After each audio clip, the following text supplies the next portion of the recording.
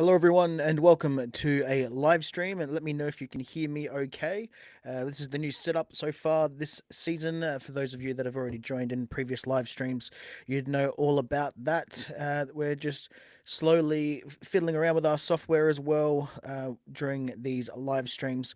We're doing a live stream today to watch the new team pretty much of RB Leipzig, as RBL have had a few new additions to the squad as well. So let me know where you're watching this from over in the comments section. If you're over on YouTube and Twitch, you can comment along directly and I can highlight your comments in the software.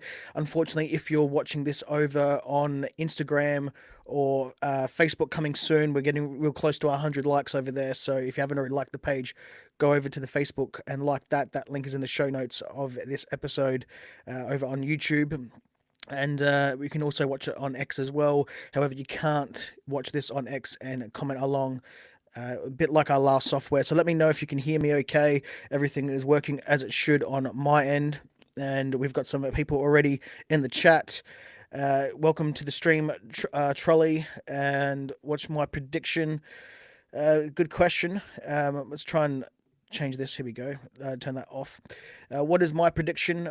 Trolley says that over on YouTube. If you'd like to get involved with the show and this live stream as well, do as Trolley has done and comment along. Look, I'd probably an RB Leipzig win. I don't know by how much. It's obviously a friendly game. I'm not really caring about the result too much. I'm actually just wanting to have my first real look at Ole Werner and some of the new players that we've assigned as well, and see how the new formation goes and things like that, and see what they're trying to implement in training, and pretty much what we can sort of see coming into the Bundesliga match day 1 against Bayern Munich.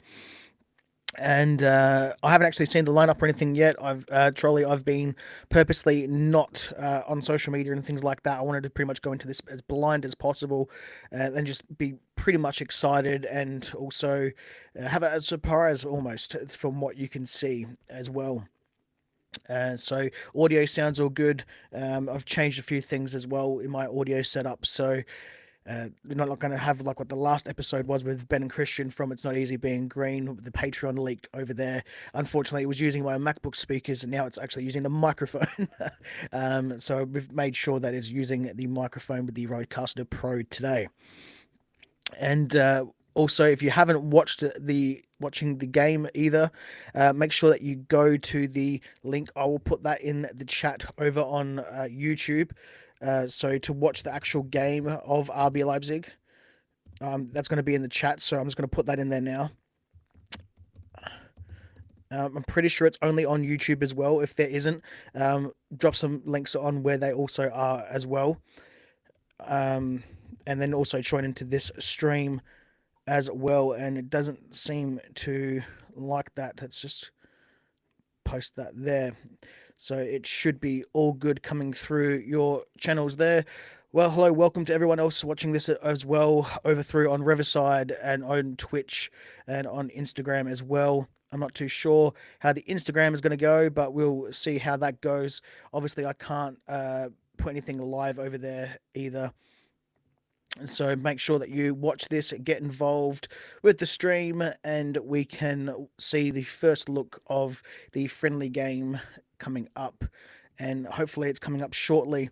I've just watched it, putting it on my new recording software. Actually, funny enough, it allows me to have me watch the actual game and then have me in split screen, so I can actually see the screen, so to speak. I can't see the comments. I do have to flick the tab for that, but it's going to be a lot more easier than having it split screen coming up this coming season. So that's going to be a benefit. So hello to the people over there joining on Instagram. We've got 5 people there trickling in. Make sure that if you are watching this on Instagram, that you can go and watch the site, watch this on Riverside or YouTube if you're going to turn around and want to comment. Because if you don't do that, I can't highlight your comments today. And so I'm just trying to find the link here for Riverside, which you can get. You can also, that's really interesting. It doesn't actually show me it's mimicking myself there. So maybe if I just go into the settings or not, that's a very interesting way of doing it. Oh, well, anyway, that's that. And we can watch this on Riverside. I think here we go. Yep, there's the new link. So if you want to watch this as well over on Riverside, if you can't watch it on YouTube or anything like that, you can go and you can even request a call in live if you'd like to want to jump on as well. So you can watch it on Riverside as well to get involved with this live stream while we're still waiting for a few people trickling in. What are your thoughts on today's match? Do you think it's going to be an RB Leipzig win, as Trolley has already asked, or what are you looking to see best this match day, or I should say this friendly game? So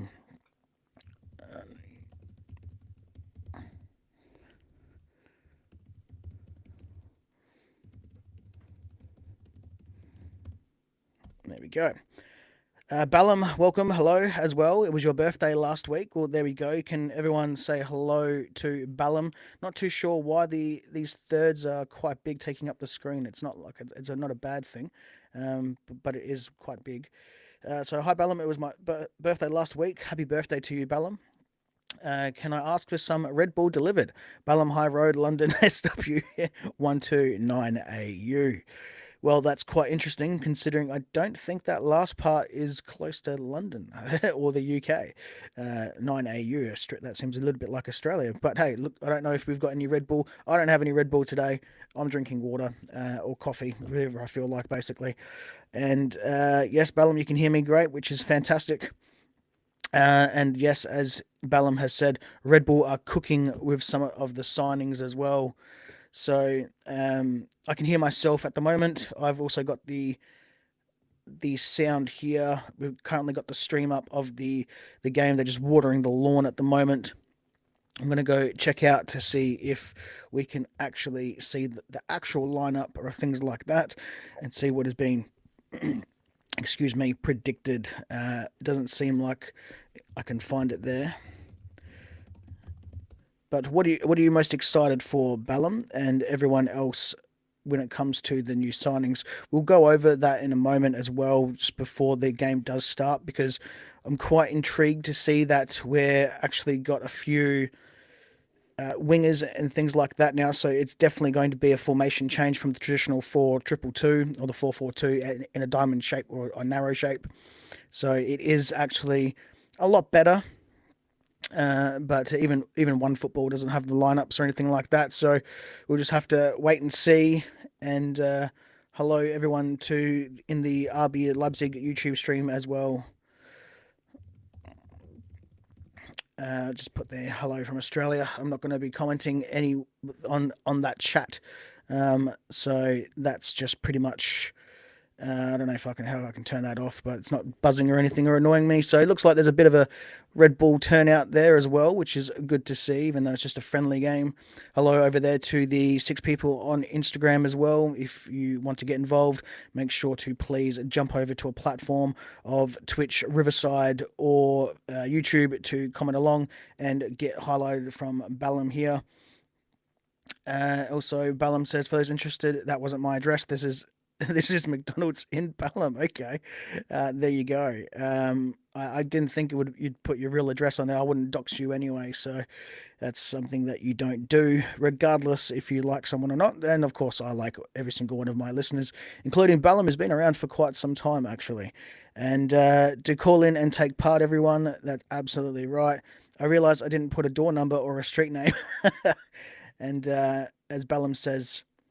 This would be interesting to see if it does show up. It's quite big, but it does. So I think Red Bull signings has been good. Benjamin should stay, and during winter break, come on RBL talk. That's the dream. Leipzig will be the top 3, very least. Could they win Bundesliga? That is dream. I don't think they would win it this year, but we do obviously have the potential to win, at least in the next coming seasons. The thing that I would say now, and I'll leave this on here while we wait for people to trickle in.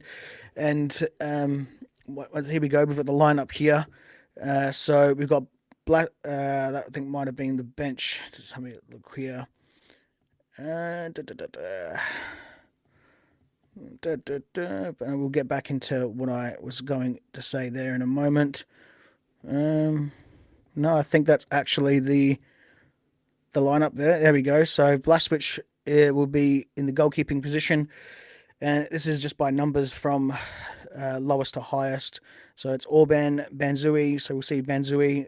Simmons is obviously still going to be on the pitch, even though he obviously isn't very happy at the moment, as there's no European football at RB Leipzig. And I personally didn't like his behaviour at the end of the season as well, not holding up the banner and things like that. But at the moment, he's still our player, and hopefully he can rectify some of his mistakes from last season. We've also got Seiwald and Klosterman and Delkovic, which is good to see him come back into the team as well. I really did like some of the things he was doing in the back end of that season. So he'll be participating with Benny Henriks, which he may be leaving. I hope we don't lose Benny, because it was a bit unfortunate for his ACL rupture last year against Bayern. And then just to move him on, even though we're in a rebuild, is bit poor form in my opinion. He should have the option to stay if he likes. Or Drago, we haven't seen much of him as he's been injured. Actually done a knee injury last year, so it's good to see him come through. David Raum, Benjamin Sesko, and Diamande as well. And on the bench we have Zengel, Gertruda, Bishebu, Nusa. This is probably going to be an interesting way of saying it. Bakayoko, or Bakayoko. Openda, Baumgardner, Baku, Vermeeren, Schlager, Finkrafe, and Gebel. So it's a very interesting lineup there. So we're going to see a couple of new signings today. Tidium Gomes is actually out with the ACL injury. If you haven't actually seen that or any news regarding the club lately, you don't need to have sign up to a social media account or anything like that. You don't need to be on Facebook or X or Twitter or whatever you want to call it these days, or Instagram or anything like that. There's actually a page that I've set up now for the RB Leipzig news.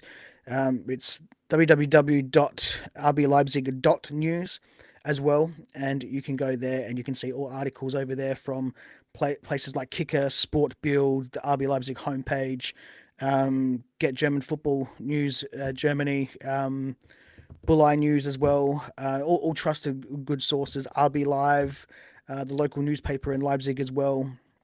I put that on there as well, so there's a few things there that you can always go and have a look. I'm just going to have to turn up the sound here, or mute the sound on the live stream, as the teams are out onto the pitch and they're just going to maybe have a national anthem or something like that, maybe a bit of a photo op. And we'll go into some comments while we wait. So yes, as Bellum says, do take part, everyone. And what else do we have here? I think Red Bull signings have been good. We've read that one. My apologies there, Bellum. Let's have a look. Bayern will try for Xavi Simons. They always try to weaken Bundesliga rivals, unfortunately. That's something I said to someone the other day on social media, and they got a little bit annoyed about it. And I was like, well, that's just how Bayern do business. Flamengo under 25-1 Bayer. I know it is a friendly. This did numbers on social media last 12 hours or so. Nate Timo Werner in the squad. Where is he? Is he watching from his home? Still a Red Bull player, isn't he? Yes, Bellum, for now he's still a Red Bull player. There's been talks that he's going to be going over to Red Bull New York. There's also been talks that he was going to some places like, I think it was Italy, one of the Milan clubs, Inter or AC Milan, and then there was also talks of him possibly going back to the EPL, but I don't think that's more likely.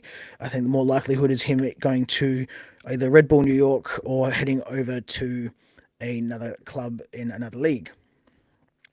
So when the teams start playing at this game, we will have a look. I don't mind the new kit so far this season.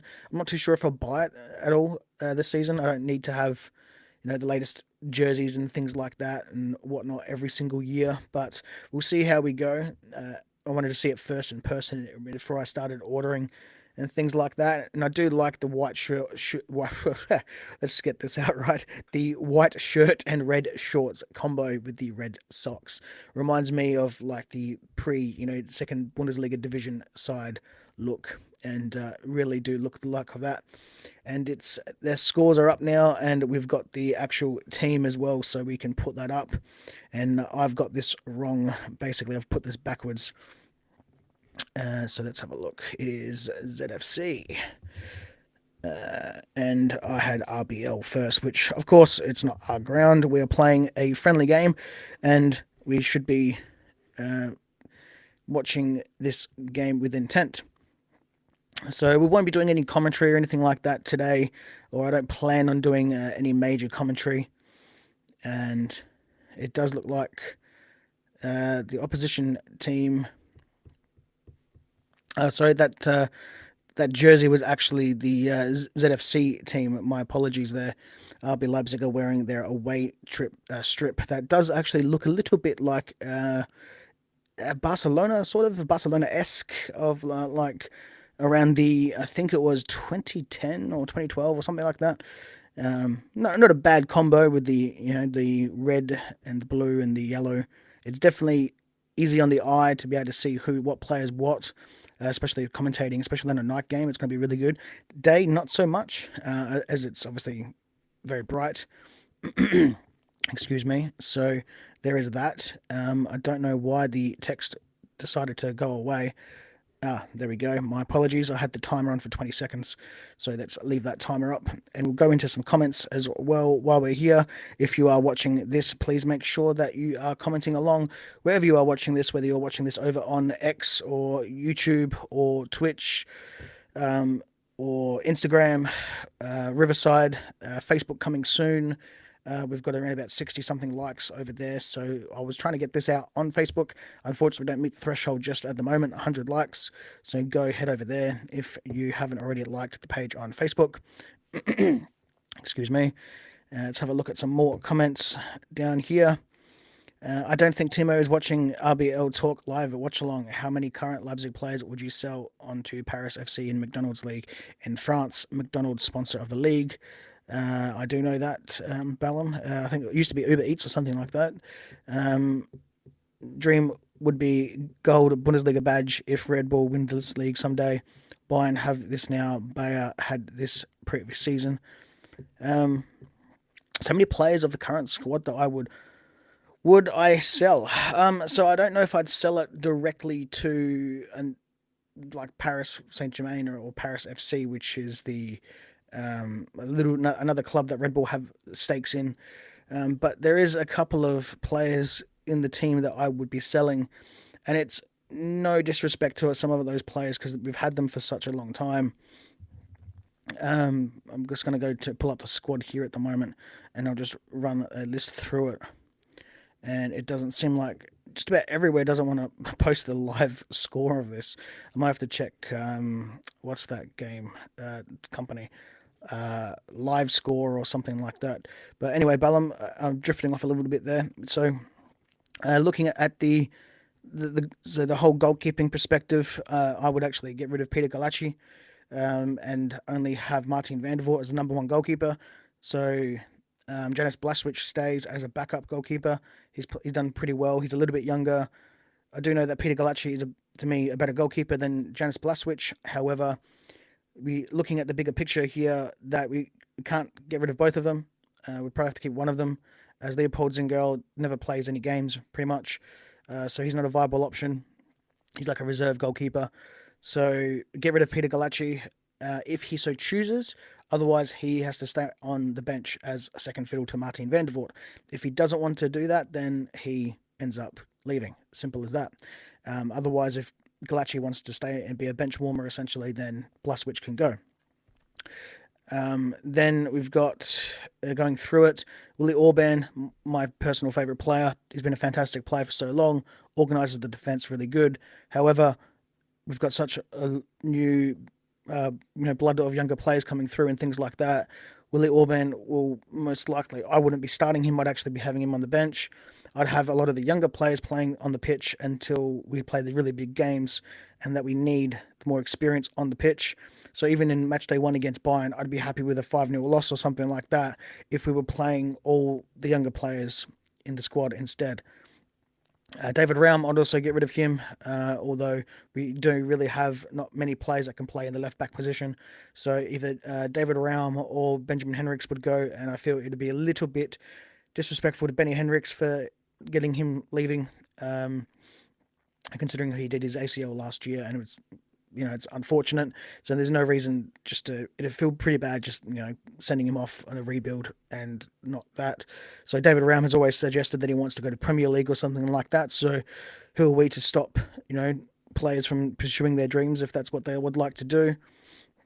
And then going through it as well, Kevin Campbell has been a great player for a while, for a while now, but his age is obviously getting up there. And think about wages and things like that. And then going further down into the list, Elif Elmas, and you can I've been not really a big critic of Elif Elmas. He hasn't really shown enough or anything like that to me, but he did have some moments with under Marco Rosa, and then they got rid of him, which I thought was a little bit poor because he started to find a little bit of form. So I think Elif Elmas deserves a little bit of a chance under Ole Werner, at least until the deadline day, or until the transfer window. There's no point keeping him until January, so we'll keep him just till that transfer window, see how he goes, things like that. And then Timo Werner and Openda and Silva would be my three that I'd also get rid of as well. So it I would actually keep Benjamin Sesko for an extra season because I think he's got more time to develop and he can actually be a better player, especially as a sole focus. And then we would end up getting rid of the rest as well. So a team hasn't scored yet, and we just had a shot on goal, and that is from number 49 in the squad, which is one of the new signings as well.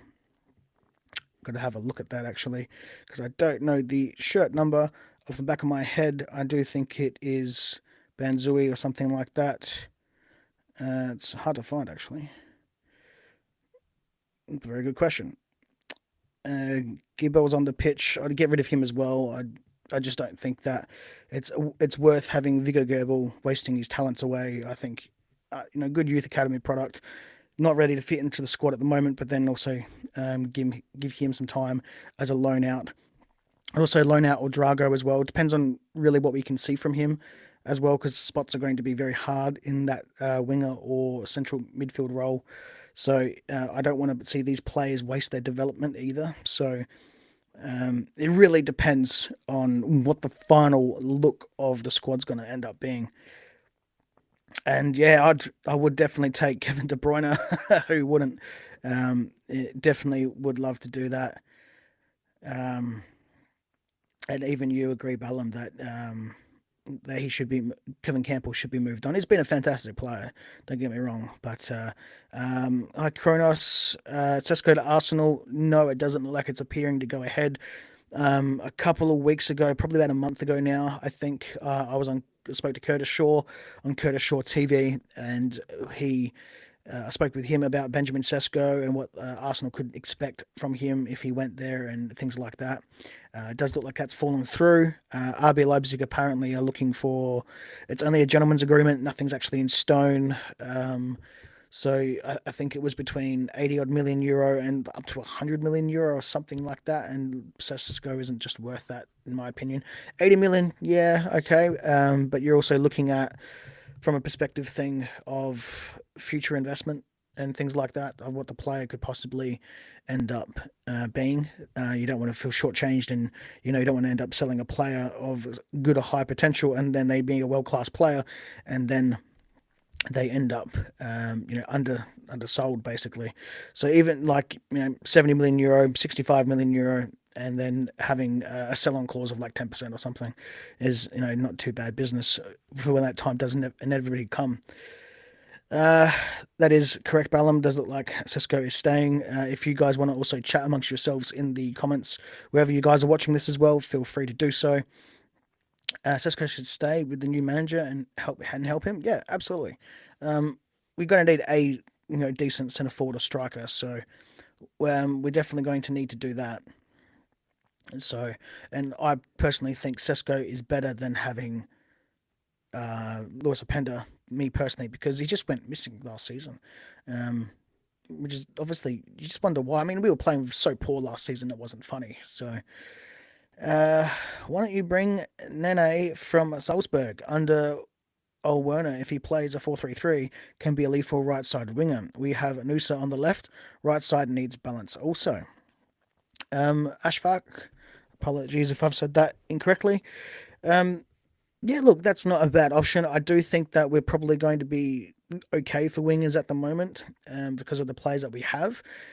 Depends on if we're going to be moving on some players as loan deals and things like that. So, um, excuse me. Until I actually see his name on the pitch, I'm going to say Bakayoko. Um, so we just recently got him. The Belgian player from PSV. He plays as the as a right winger, and then obviously Gomes can play both sides, but he's predominantly a left.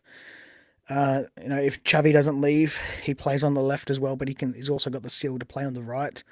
Um, Rydel Baku as well. We mainly got him as a player for coverage in the right back position, but don't forget he can also play up front on the wing on that right hand side as well. So it'd be really interesting to see, how we go about it. But that is certainly an option going forward. So we've gone into the 12th minute now, and it's still 0-0, and I'm not really seeing any whole lot of difference in terms of football play. Compared to what we normally see. I mean, I know this is only a friendly and things like that, but it does seem like we're more possession based. We're thinking more let's say that word. That's that speech impediment again. Methodical. I can't say the actual plural of what I was looking for. Methodological or something, I think is how you pronounce it, of trying to get the ball forward more. So we're not just going blindly rushing forward and just trying to counter-attacking football. We are trying to do a little bit of possession-based football as well, which is good to see. We just had Benjamin Sesko miss the ball for a shot on goal. It was deflected, so we've got a goal kick here at the moment.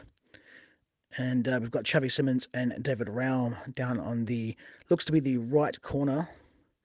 And it will be Xavi Simons that does take the first corner of the game, that I believe, because I haven't actually seen it as well. Down the left, my apologies, back post, and it's over the crossbar for a goal kick.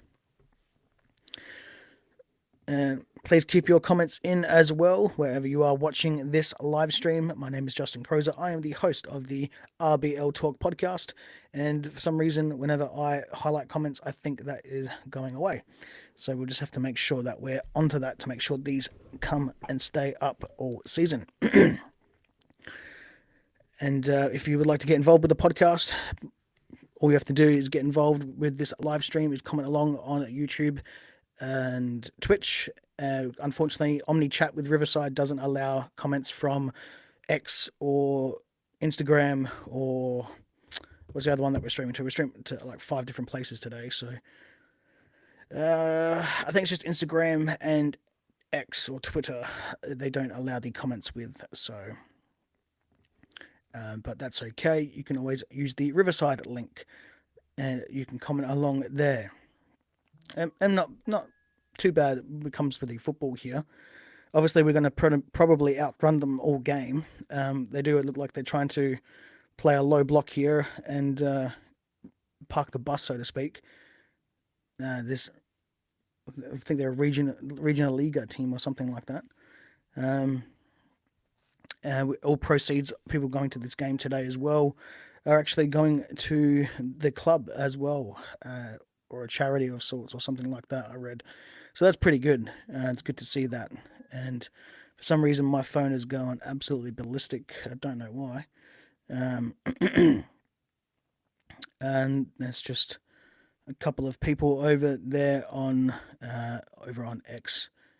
So that's awesome. Thanks for everyone over there that's already watching and sharing it, and with the 78 people over there. Make sure if you are watching this over on X though and you do want to get involved, you click on I should actually probably put the Riverside link over on the page. Just give me a quick tick, everyone. What is you looking for this season when it comes to, or I should say, in this game? That will be interesting to see. Let's have a look. Why won't we do that? There we go. Copy the invite link.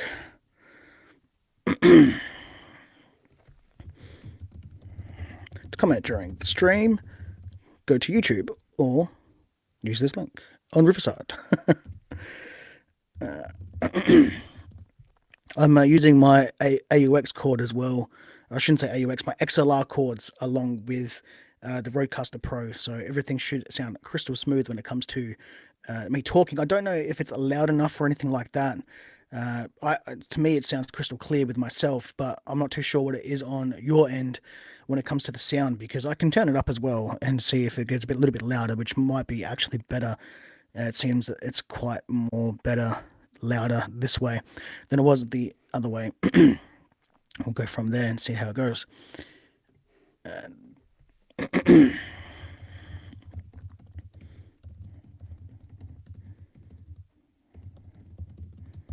There we go.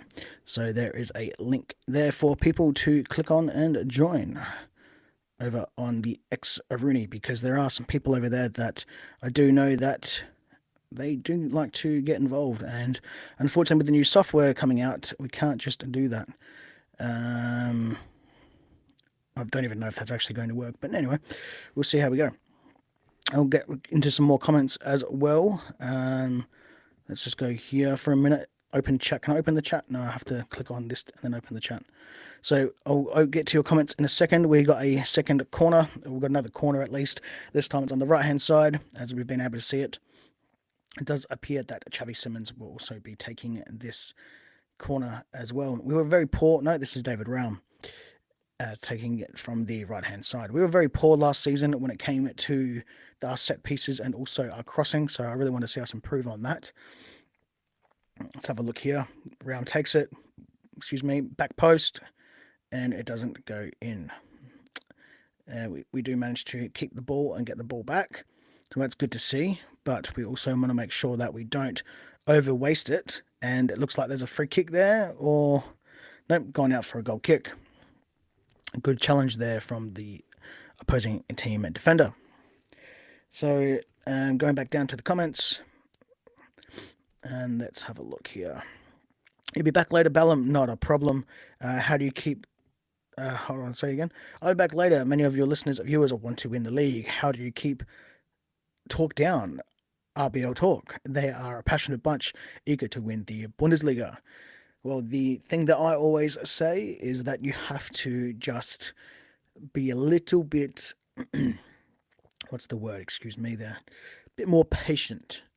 When it comes in, we're rebuilding here as well at the moment, so we can't expect to just, get top 3, top 4, or win the Bundesliga this season. For me, European football is the bare minimum and a must, and if that means top 6, that means top 6. I'm not expecting anything fantastic.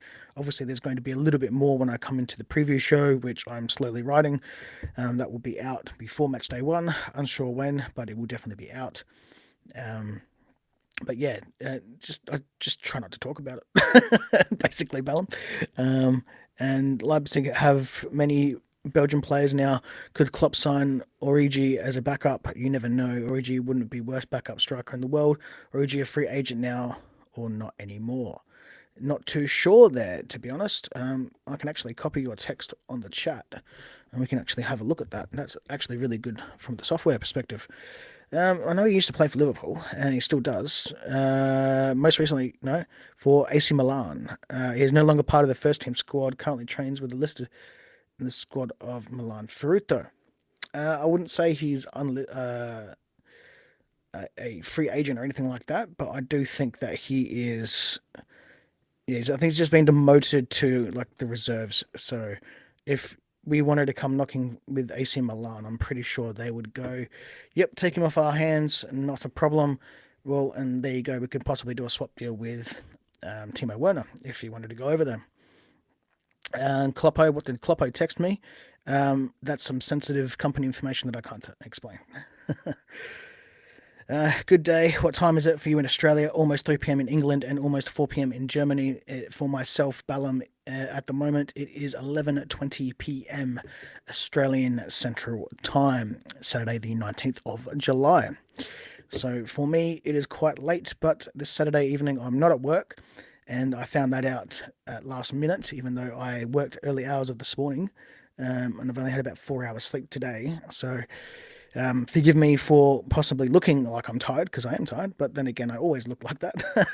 But yeah, it's 11:21 p.m. now, and we'll be on this stream up until a minimum of around about, if it's about 4 p.m. now in Germany or 3 p.m. in England, we'll probably be live to between 5 and 6 p.m. your local standard times, which would be around about 1 a.m. my time. And Ashfaq is Ben Zuzu in the squad for today's friendly. We brought him last transfer window, but is he a midfielder? He kind of like Kaita, or is he better? I think he's in the squad. From what I saw on the pitch, I didn't actually write down. And I think you mean Benzui or Benzuzui or something like that. Some of these names I'm going to end up butchering until we actually go through it. And I think that's Yan Diamonde, the number 49, the Ivory Coast 18-year-old. He's playing as a left winger today. And for those watching the game as well on the YouTube stream. So yes, he is playing today. I can't remember if he is playing, if he's on the pitch or not. Just give me a quick minute. We'll go back to the lineups and we'll have a look. I think he was actually on the bench, if I remember correctly. So let's have a look here. Let's probably take a screenshot of this just so it's a bit easier.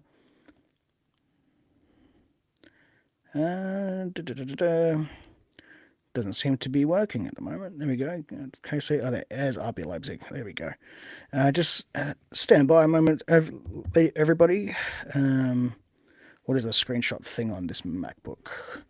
I don't really like using Mac, me personally, but it is the best with the best webcam and things like that when you want to go for a quick setup.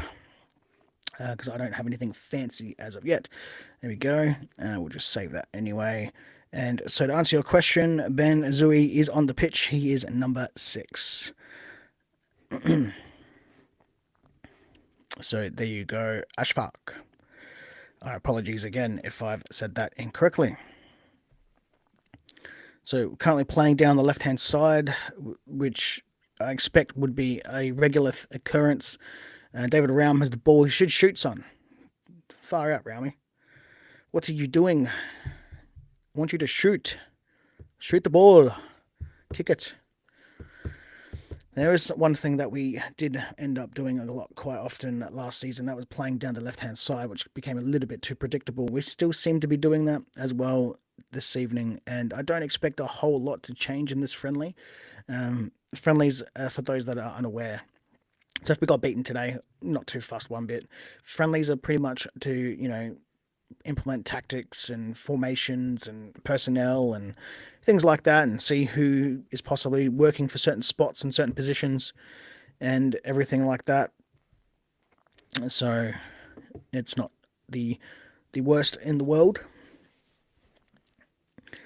And we've got another chat as well, so we can open that up. I know he is Dutch, transferred from Belgium side. Awesome.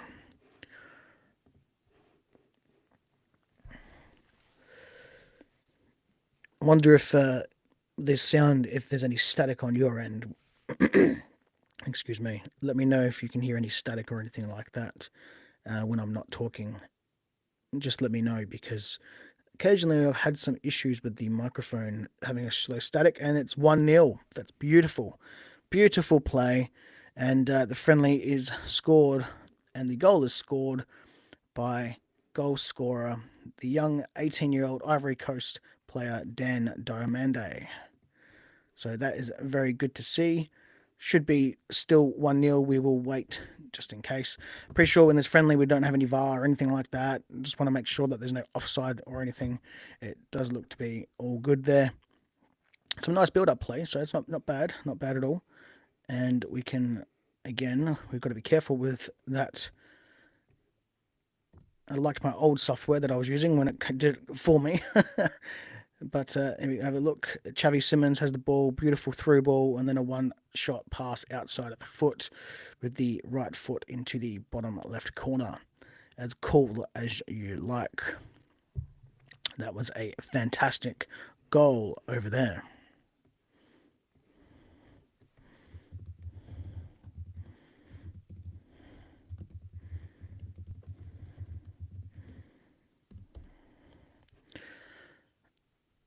Let's have a look here.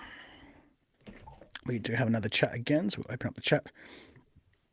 Excuse me. Is Ezekiel Ben Zuzi? Yeah, he's playing. He's on the pitch. He's number 6 at the moment. Justin, also, welcome to the stream. Haven't seen you yet. After so much chances, 1-0. Yep, absolutely. It's good to see. I mean, look, I don't know how long you've been in the stream for, Justin, but if we don't win or anything like that, I'm not too fussed or anything. So for me, it's all about seeing the players for the first time and see how we would go and things like that. So if we lose, I'm cool with that. It's just how it is. So for me, more so, I'm looking for a lot more interplay with some of the new signings, some of the new players. It looks like Xavi Simons is playing a central midfield role, and Sesko's playing as a striker. It'll be a sole striker with 2 wingers on the outside of him, one on the left, one on the right. And it did look that Monday is going to be. I mean, look, we got to give credit where credit's due. There was a little bit of a golfing quality here, but Yen Monday looks like he's going to be really giving some headaches, I should say, for Old Werner. Good headaches when it comes to selection over on that left-hand side. But he can also play as a striker too. So he reminds me of literally a like for like with a Lewis Openda with Lolo. So it will be interesting to see if Openda does leave, pretty much how the squad will fit out, as Costa and Delkovic has the ball for a throw-in out on the right-hand side in the attacking third. It does seem that we are really hogging the ball, and while I've got the chance, we'll look up the live score, because that was the company that I was looking for earlier for the squad lineup, but it would not give it to me. So, I mean, I know it's a friendly, I don't expect it, but go away ads on my screen. No, not even doesn't even say on here. It gives me the head-to-head and things like that, but I'm not really too fussed on the head-to-head. It does look like that the lineup might show it here.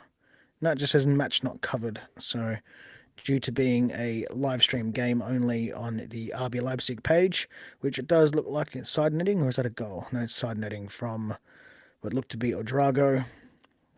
Nice. It was a looping header, and it's just gone way over the top. We're coming into the 29th minute now of the first half. I'm going to give a few seconds of silence, and everyone who is watching and listening, please let me know if you can hear any static on the other end, as it doesn't appear that there's any static or anything like that, but sometimes this microphone can pick up too much. As for people that don't know, there is to do with sound. When you have a microphone, you sometimes have to use a cloud lifter, which then makes the sound have a little bit of static if you turn it up a bit too loud. So please let me know if you can hear any static, as Xavi Simons looks to have scored a goal.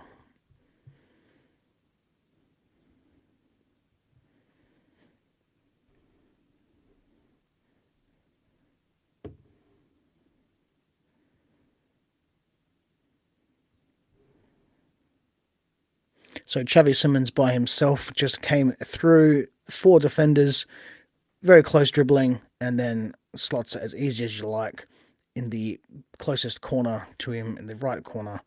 Just drills it nicely, and there you go. Just Xavi dribbling through defenses. Doesn't matter what league it is, it's what Xavi is capable of doing. Excuse me. Got some more comments here. Justin, I was on your Insta stream, but you didn't reply. Yes, Justin, my apologies for that. So with the software, with my live stream here on Instagram, I can't comment. I have Omni Chat with Riverside. So it does, Facebook streams will be coming soon. We're on 63 or 64 likes at the moment. So once we get to 100 there, we'll be live streaming on Facebook.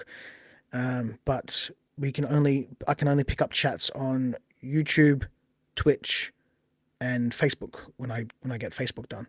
But I'm currently streaming on YouTube, Twitch, which is where the comments will come through, Riverside, which you can click on that link and watch it, and you can comment through like a live just chat of that, which is the software that I use. And then we have the stream on X and the stream on Instagram. Excuse me. So it's just easier to have the stream on as many platforms as possible, but unfortunately there's a few that you can't comment on due to the software limitations. It was the same thing with my software from last season as well. I couldn't use Instagram, like couldn't get chat comments from Instagram into the stream, but I could see them. But yeah, it's checking through a few things. It's very hard to see sometimes. So yes, Harmonizer, it is still 0-0. It's actually, I'll write that now. Scores are 0-2 RBL way.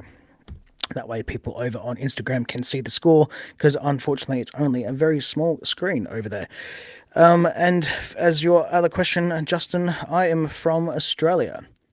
So for me, it's 11:32 p.m. and I'm from Central Australia, from Adelaide to be exact. And I've been doing this podcast since 2022, and there's a lot that the podcast does if you're just finding out about it now. We have a whole entire section of a news site. I'm on all podcast platforms. I do live stream watch-alongs like this pretty much once a month minimum is I try to, because I work 60 hours per week. So I do try to make sure that I'm very active. Same thing across all social media. Got X, Twitter, Blue Sky, Facebook, Instagram, TikTok, YouTube.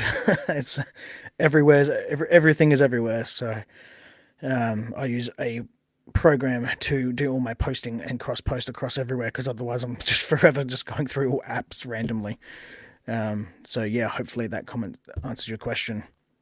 So when we do, there was a couple of times last season when I did some top spiels. They're normally around about 4 a.m. my time.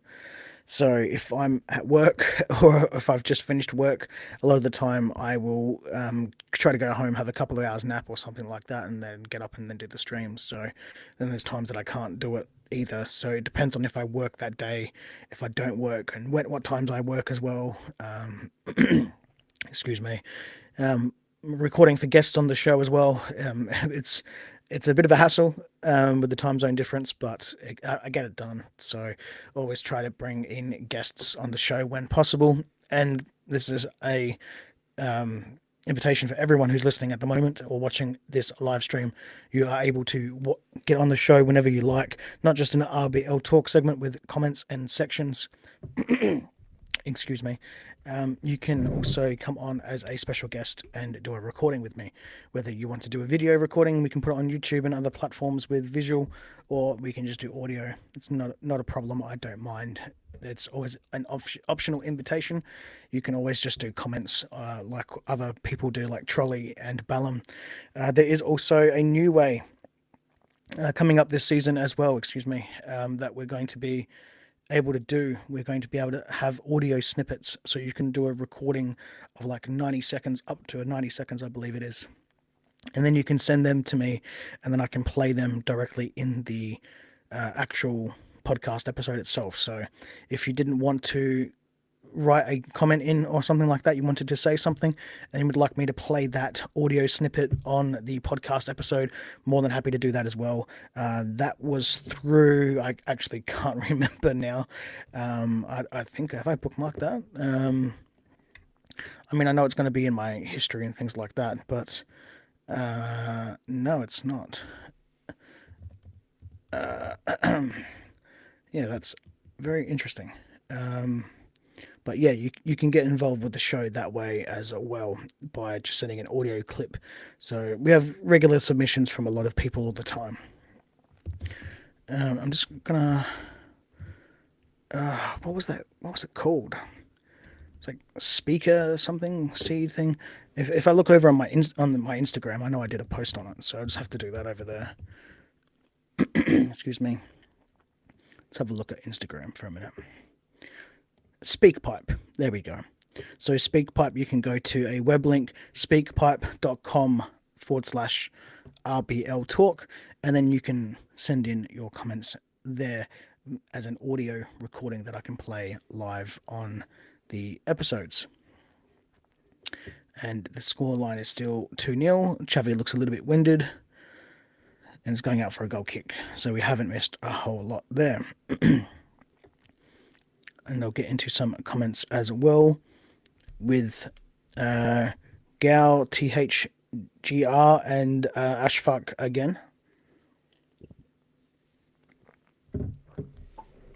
So the first one is, in your opinion, who is our best ever player? In my opinion, it's Nkunku for me, because when he was in Leipzig, I had recently started watching football again. And I put a random game on ESPN and saw magic. Every day, I still miss him. Sorry to hear that. Yeah, it was good. It was a good player for us. It's a little bit ironic. Timo Werner went to Chelsea and he sort of fell off a cliff a little bit, and Nkunku has done something similar. Nothing mad though, not as bad. But who is our best ever player? See, look, there's been so many. I mean, I'm gonna have to turn around and say Yusuf Poulsen, but for that in perspective, it's more of the fact of he's a record appearance holder and he's gone through everything from the club, essentially from foundation almost, all the way up until winning DFB Pokal trophies. Because to me, it doesn't always mean about goals and things like that, because he's not the record goal scorer. That's Timo Werner. He's not a record assist holder or anything like that. But for me, if we're going to talk about the best overall player, you really can't argue with Yusuf Poulsen. I mean, absolutely you can. If you want to argue in the comments, be my guest. Let me know who you think the best player is, as GOWTHGR thinks it was Christopher Nkunku. And hey, man, that's a really good way of doing it as well, as picking your best player, because it's the best player for you. So, you know, if I was picking the best player for me, it's Willie Orban. He's been a fantastic player since day one. For me, looking at him as well, like, no nonsense defender. Defenders don't get much praise these days, and it's midfielders are an attacking player's game. And to me, Willie Orban, 110%. But if we're going to go in the whole grand scheme of things, then Yusuf Poulsen would be my top pick for that. And Ashfaq, do we have a gem coming through the academy? We don't bring up much from the academy. We do. Vigo Gebel, he's from the academy. He's not playing today. He's on the bench, I believe. Let me find where the photos are on this thing. I'm more of a Linux man. Forgive me. I'll have to end up getting a like a side camera or something like that. I don't think Gebel's... Yep, Gebel is playing number 47. He's on the bench at the moment. We might see him at halftime. I'm not too sure how we're going to go with changes and things like that. I don't know if we're just going to have players come off the pitch and whatever. Like, there's no limit to how many substitutions you can do and things like that. But we did have Gebel, and then there was another player that caught the eye as well, but he didn't really do much. Excuse me. Just have to try and go through it here. It might not even be here. Nuha Jata, he was another one. He's on the bench today. He's playing, um, but it wasn't him. It was another player. I was really annoyed with. I'll just pull up the my what's the name? Call it my full season review show because I mentioned both these youngsters from the academy.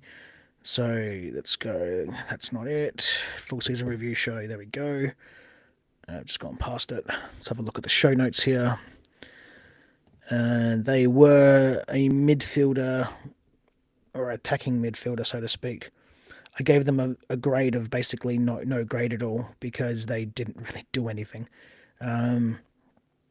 So let's have a look. Or I might have even missed them completely when it came to the end of season show. Just have a look. Viggo Gerbel. No, I did do Viggo Gerbel, but I didn't do the other player. He had like an ethnic name, and that's the best way of me being able to describe it. He's it's like Fayak or something like that. Mid-season review. So bonus Leipzig self. There's a template. Can't seem to find it at the moment. Let's type in mid-season. Let's do an actual search. Here we go.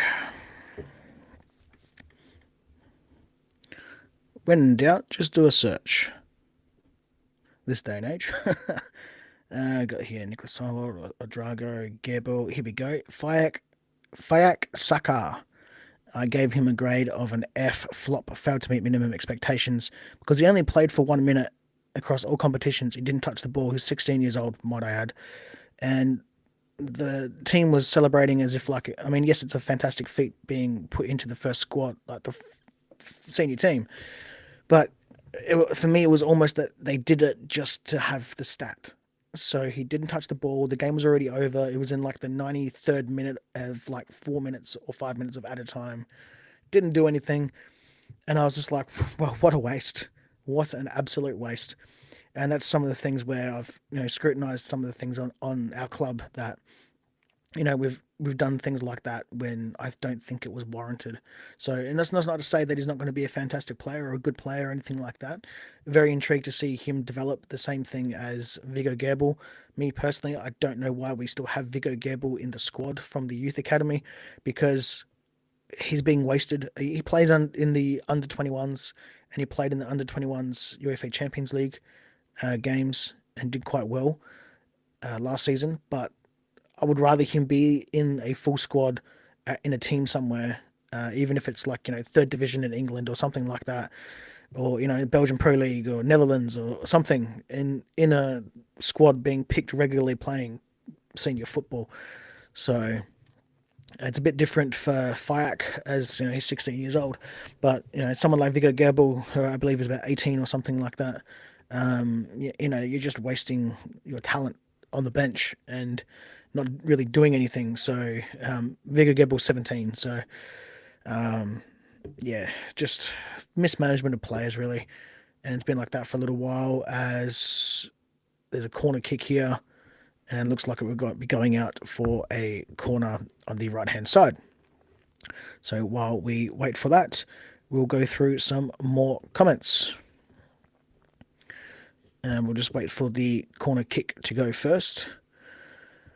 Or it might be a free kick. Unsure here. I just saw the player with a card.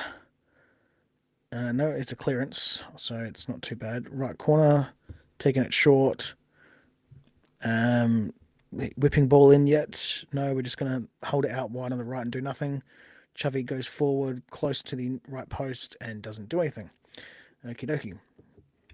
So let's go into some more comments and let's have a look. Going back to who was the best player for RB Leipzig, Ashfaq also thinks that it's Yusuf Poulsen. Let me know in the comment section who you think the best player for RB Leipzig has been in our short 15, 16-year history. Growther says Orban and Powson will always have my respect. You misspelled there. Yep, that's all good. I do know there is no Orbana. I knew what you meant. And Ashfaq says, let's bring in Dalinga from Bologna as a replacement for I think that's going to be any of our two main strikers if sold. Awesome finisher. How much do you think he would be there, Ashfaq? Without looking that up, I'll look it up and we'll see what the transfer market looks like on him. Being a striker, you'd probably go for at least about 5 million or something. Excuse me. Okay, so, and coming from Bologna, he's probably going to be their first choice attacker. He's 24 years old, so not bad, still young. Okay, not a bad pick. I like your thinking there. There is another player that we've been linked with, another Belgian player as well, as it's half time with the scores at 2-0. Ole Werner patting on the back of the players, every single one of them. Good to see a little bit of love there, especially for the new manager. Let me know in the comments section down below, wherever you are watching this platform, if you're watching it over on YouTube and Twitch, what you think of the game so far, what you've liked, what you've disliked, and if you're watching it across any other platform that includes Twitter, X, Instagram, and other places, then jump over to one of the other places or use the Riverside link on those platforms and then let me know, so you can put some comments in and let me know how you think that we've been playing. There was another Belgian striker that we were linked with the other day. I can't remember his name off the top of my head, but a shout out to the Belgian fans X page, or I should say Absolute Belgian fans X page. They mentioned it the other day. Let's just have a look through here. Might have been a little while ago, actually, going through my comments and things like that. What day was this? July 17th, so that's 2 days ago. To be bluntly honest, I'm just going to do a search because it's so much quicker than me. Because when you do this thing that's live, you can't just take the time to do your research and things like that. So I'll just do a quick search on their page and do my handle at RBL Talk. And they would say Lucas Stasane agenda. That's what they said. So Lucas Stasane. And that's the other player that we were linked with as well.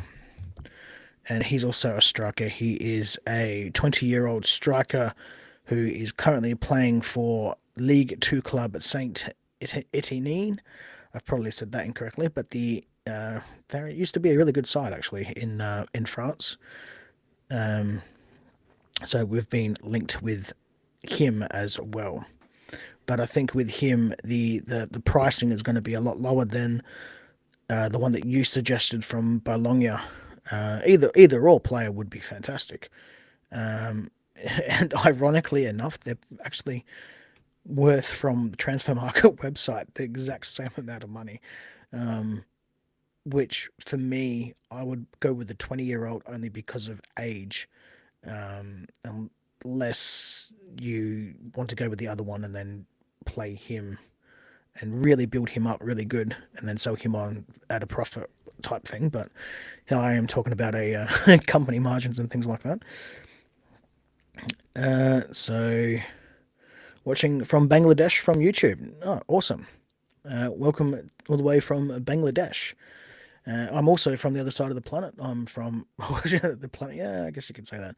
Other side of the globe, I should say. I'm from Australia. I almost lost my train of thought. Delinga is Dutch, if you're not wrong. I do believe so. I think that's what it said. Um, let's have a look at his profile really quickly. Correct. He is Dutch. Correct. So both players are worth a similar amount. Lucas Stassin is worth 18 million euro. You'd probably be paying more than that to get him from Saint Etienne, and from Bologna for your pick, he would be. It says his current market value is 12 million euro and has been a maximum of 18 million euro. That was on the 3rd of June last year, but he's plummeted about 6 million euro. So to get him from Bologna, you might be able to pull a 10 million euro, maybe. And then that's not too bad. You can always sell them on for a little bit more than that after. So make sure to let those comments come through as well and tell me what you've liked so far of the game. We've been doing a lot of talking and a lot of looking up things and a lot of chatting, and we haven't seen a whole lot of football, but what we have seen, or at least from me and my perspective, has been pretty good. But you'd sort of expect that as well.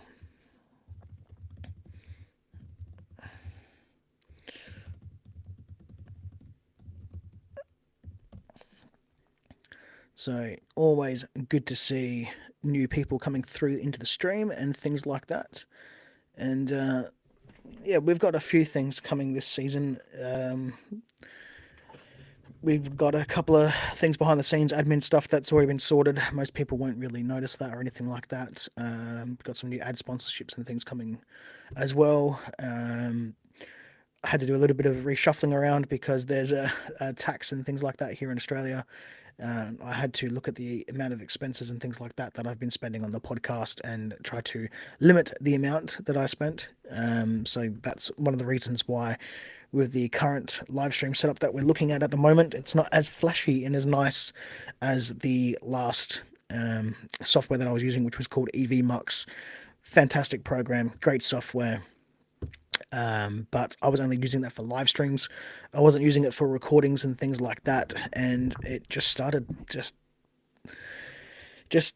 got too much. It was like $800 or something Australian per year. So currency conversion wise, it's probably less money. It's less euro and things like that. We're probably looking at maybe 550 euro or something per year alone just to do the live streaming software.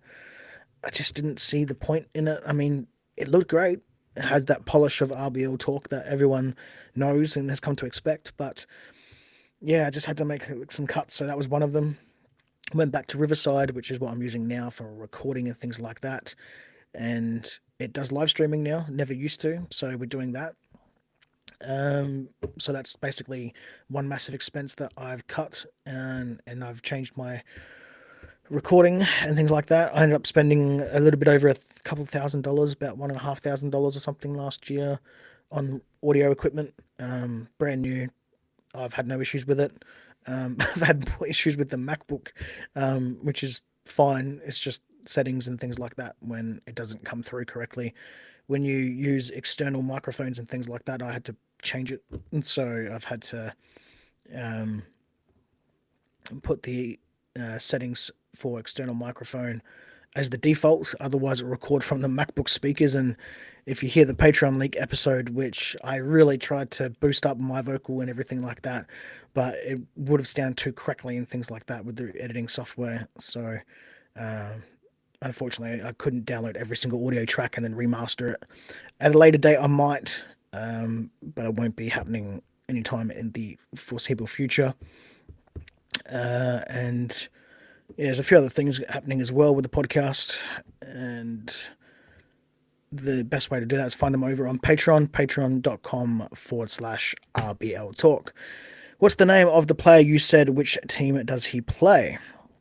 So Ashfaq, that was Lucas Stassin. He plays for Saint Etienne, which is now a second division team in France. They've won at the League One a fair few times. I think that was pre-PSG takeover from the Qataris. So he's not a bad player. I've been linked with him.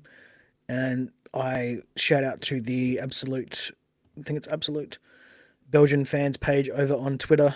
They're the ones that I was chatting with the other day, and they mentioned something about him, and yeah, it was you know, pretty good insights on things like that. Excuse me. Got some comments and things like that as well, which is interesting enough. Got a new subscriber as well, so thank you to Justin Lippold, new subscriber over onto the YouTube. Thank you very much. Make sure to turn that notification bell on to make sure that you get the RBL Talk live stream notifications when we do live streams. Um, I've actually got to forgive me while we are waiting in for the second half to start. I'm going to be trying to do some work with some other podcasters and stuff like that throughout. Um,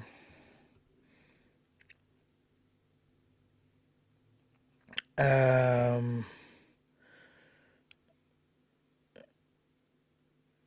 uh, Okie dokie. Sorry, guys. I'm just reading something.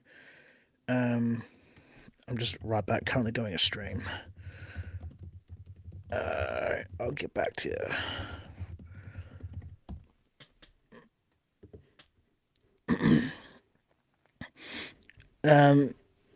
Yeah. What are we up? So, look up Rokas Putkas, a great midfielder. I think he's next great product to come out from Dynamo Zagreb. Dynamo Zagreb has actually had a lot of really good players. Coming from, you know, there's been so many. I don't know, I can't remember if they're Croatian or Serbian. I think, if I remember correctly, they're Croatian. They've got one of those underrated, I would say, youth academies coming up. So, you know, people think of the youth academies from like Ajax or La Masia from Barcelona. Um, you know, probably other ones as well, like maybe, I don't know, Manchester United or something like that, have fallen off a bit of a cliff from the glory days when I remember seeing their games growing up. Real Madrid obviously would have a fantastic youth academy as well, or at least they have a good eye for picking up talent. Um, but yeah, Dynamo Zagreb. We last, if I remember correctly, we last got Josko Gardevol from him from there, and that was he was a fantastic pickup. Actually, I was actually quite disappointed when we sold him to Manchester City, but unfortunately, all good things do come to an end. So it does unfortunately happen. It is quite interesting that a lot of people over on X are watching and not watching, but I don't know.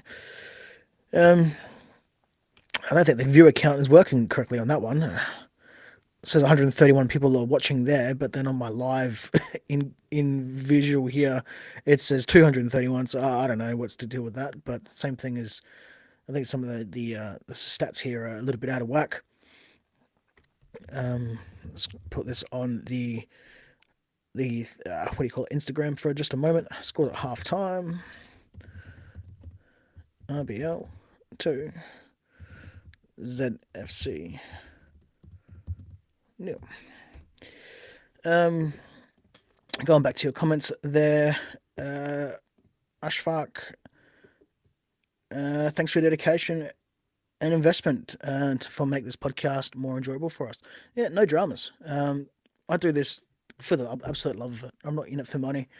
I'm not in this for money at all. I've said that on the podcast trailer. I had to look at it from a business perspective because I've had a degree in business, and I have to look at how much money I've got left over.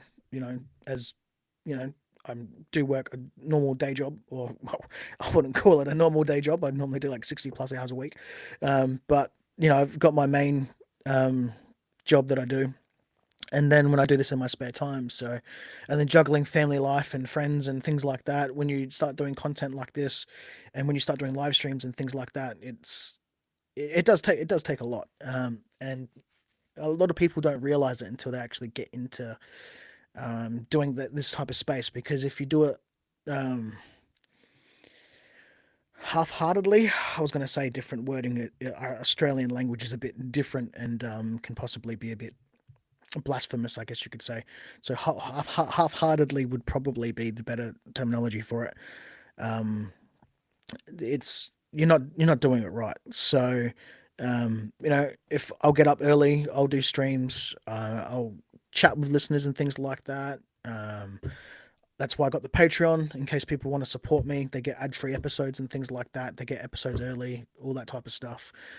Access to a private channel in the Discord because there's a Discord as well for RB fans as well. I put out a lot for the podcast, and because there was no, and the whole reason and why I did the podcast for people that don't know is because there was no global place for RB fans to come together. And look, I know there's not a whole lot of us. We're not a massive club or anything like that. So if I wanted to be in just for profit or something, I'd pick instead of picking a Red Bull club in Germany. Like people go, "What are you thinking?" Like, because we're not very popular in Germany. I mean and that's where our popular base is actually as well. You'd pick a team like Real Madrid or I don't know, Chelsea or things like that. So Manchester United, Man City, big clubs, around the world.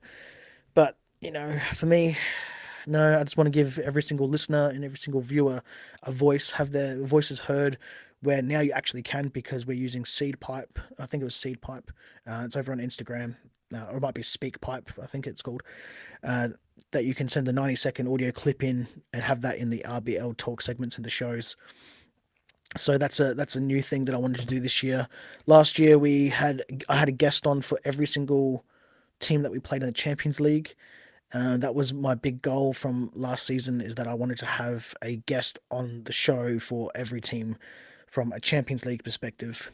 And that was pretty good. We had some great guests from Celtic players came on.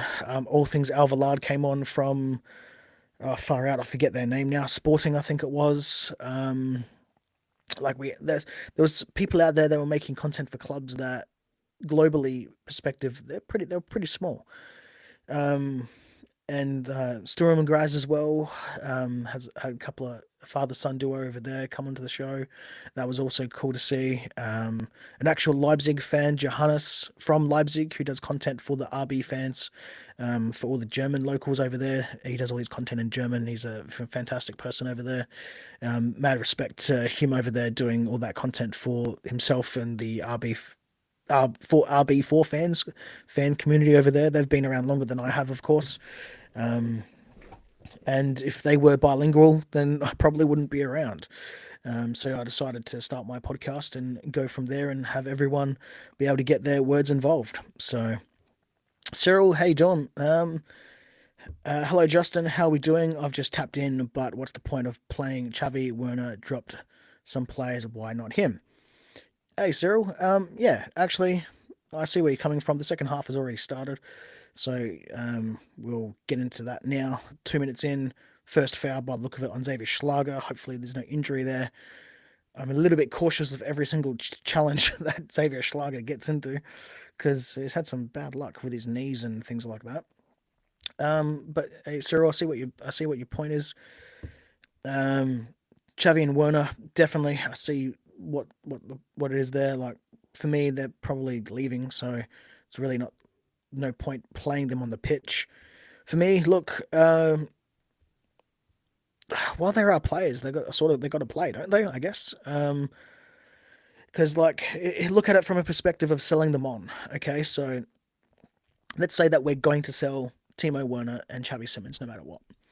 Um, you can't not play them because if you don't play them, one, you hurt their value. Two, you send the message that we're not very good, like on personal terms with that player. So then they're going to offer less money. So let's say we want an 80 million euro for Xavi, but if we're not playing Xavi, regardless of his personal issues and how he feels about us not playing Europe and his mental stuff and things like that, when we're trying to push a player to move a player on, well, you want to make sure that it looks like it's all hunky dory, everything's all good. Because if we don't, then you go, oh, well, we'll offer you only 50 million euro because we think that we can get him for less than what he may be actually worth because of the situation. And you don't want to, from an RB Leipzig perspective, I think it was the worst transfer business we've ever done, at least in recent 3 or 4 years or something like that. excuse me, that we've gotten. And Xavi's a great player and all, but like I've said many times, double-edged sword. And I do think that the team will be better without him in a sense, so that way everything's just not all focal on Xavi.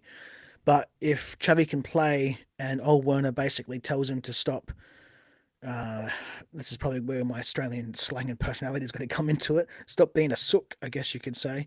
Um, for lack of better terminology, like a crybaby or something, like a spoilt child or something. Not saying he is that, but it can come off as that perspective that he could act like that. And the ball goes through you when we want it to go through you, not because it has to go through you. So under Marco Rosa, it was just Xavi, this Xavi, Xavi, Xavi, occasionally David Raum, Xavi, Xavi, you know. So yeah, we do have to play those players, unfortunately. But I don't see where you're coming from there, Cyril. And Ashfaq, also Danny Olmo. Yeah, yep, I do see what you're coming from. Cyril, if you just joined in, who do you think the best player for RB Leipzig has been of all time, might I add? I said Yusuf Poulsen. There was a couple of other comments before. Uh, GOWTHQR said Christopher Nkunku, but that was for personal reasons because it helped him helped them get into watching football and things like that again, which is absolutely fantastic. There's no knock on that. It doesn't always have to be the best player from a perspective of the whole club. It can also be the player that you think is the best player for RB Leipzig for your own reasons. So I also mentioned Willie Orban for me, if it was just me personally. But obviously, I do a podcast on RB Leipzig. I have to try to pick the best player. And for me, the best player was Yusuf Poulsen. Just because of what he represented and he'd been around the club for so long, he was pretty much a staple point in it, a key figure and someone that everyone would look to in this uh, endeavor by Red Bull to make a successful German team in European football, coming from all the ranks and things like that.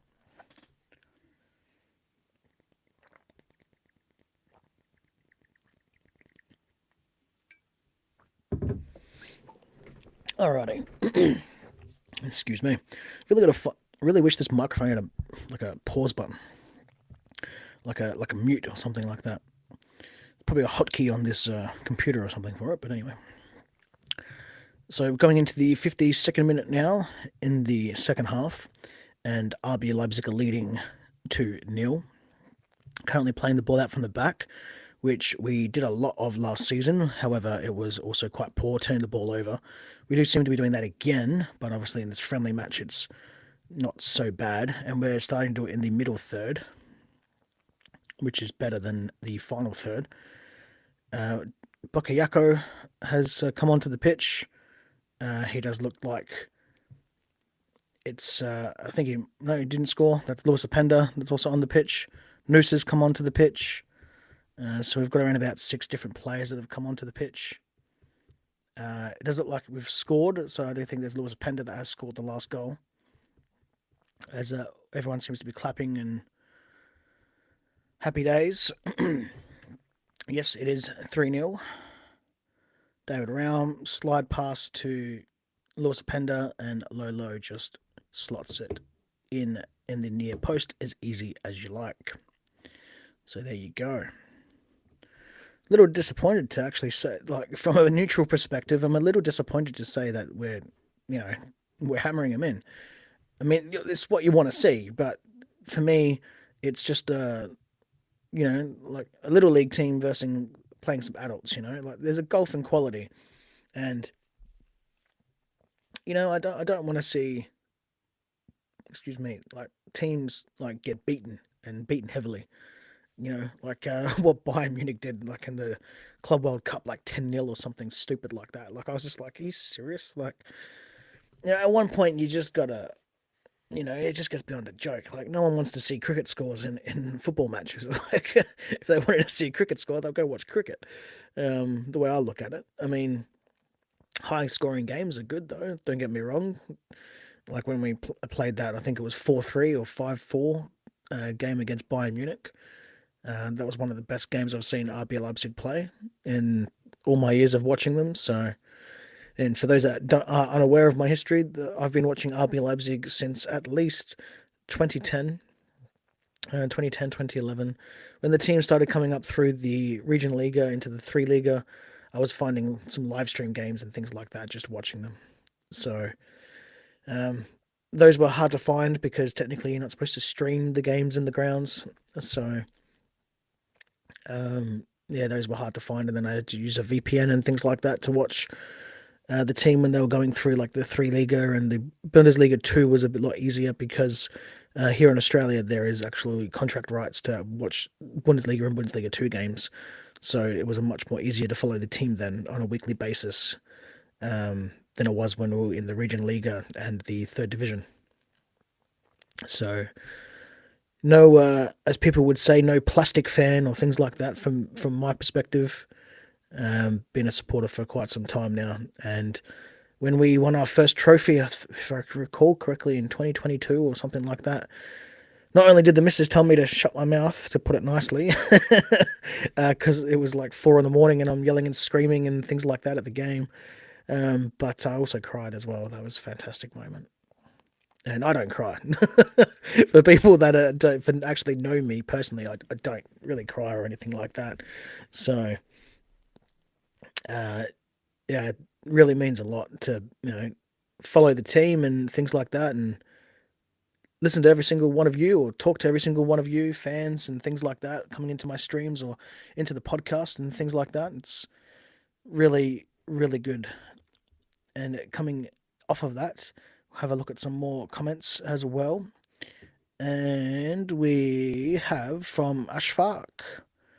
I think we should bring back Christopher Vivel as a technical sporting director. I hope to Ralph Ragnick come back one day as well. USC's been there with us from 3 Liga Bundesliga, proper legend, absolutely. Going back onto your other comment, Ralph Ragnick wouldn't be a bad signing, wouldn't he? But if I remember correctly, he was last coaching an international team. I can't remember which one. I think it was Austria, if I recall correctly. But yeah, that would be something, wouldn't it? I think Ralph Ragnick, because he was the one that really set us up structurally in the Red Bull philosophy way, the traditional one. Ole Werner seems to be having a little bit of that, but seems to also be smashing that out of the park as well, because we don't normally play with a 4-3-3. So it would be good to see him win a trophy with RB Leipzig anyway, just as like I guess how the Americans would say it, a founding father or something like that, so to speak. Sabitzer, also one of the greats, could have been a great captain also. Yeah, he was a captain for a little bit of time, if I recall correctly, but it just didn't really work out. He wanted to go for instant success and go to Bayern Munich, which is fine. Sorry about that. I don't know what I knocked over. um, sorry if that picked up on the stream. Otherwise, people just would have looked at me like, what are you doing? Um, yeah, so Sabitzer, along with other players like Kimmich, went to Bayern for instant success. And hey, look, I get it. Every footballer wants to win trophies. They want to, and they want to be paid well. So obviously, Bayern Munich have more money than we do and can pay their players better. And look, I get it. But also got to admire and respect the players that have been around for some time and know what the project is and how it's worth and things like that. And going forward, what the club and what it means as well, especially to the local fans that pack the stadium.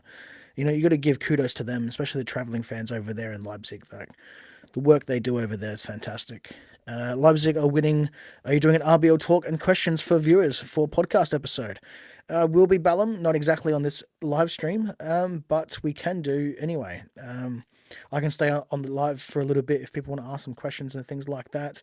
But the next episode, which will be a preview show or a pre-season show, will be coming most likely next month, but before match day 1. I can't say when. But I'll be making sure that that's out across all on the social media and through the Discord and through the Patreon and things like that. So wherever you listen to your podcast or however you follow the podcast, you'll definitely be well aware of it. But Patreon subscribers, even on the free tier, will know way before everyone else. But yeah, we'll be definitely doing that very soon. I'm actually slowly working on the the preseason show coming up as well.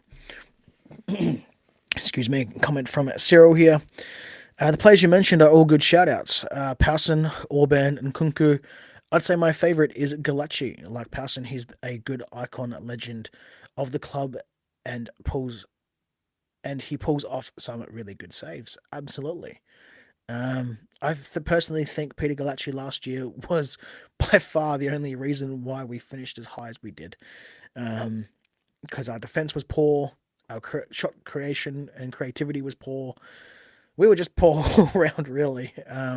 Especially after a good first, I would say, 5 months or so, up until really November, and then it just really fell off the wagon, didn't it?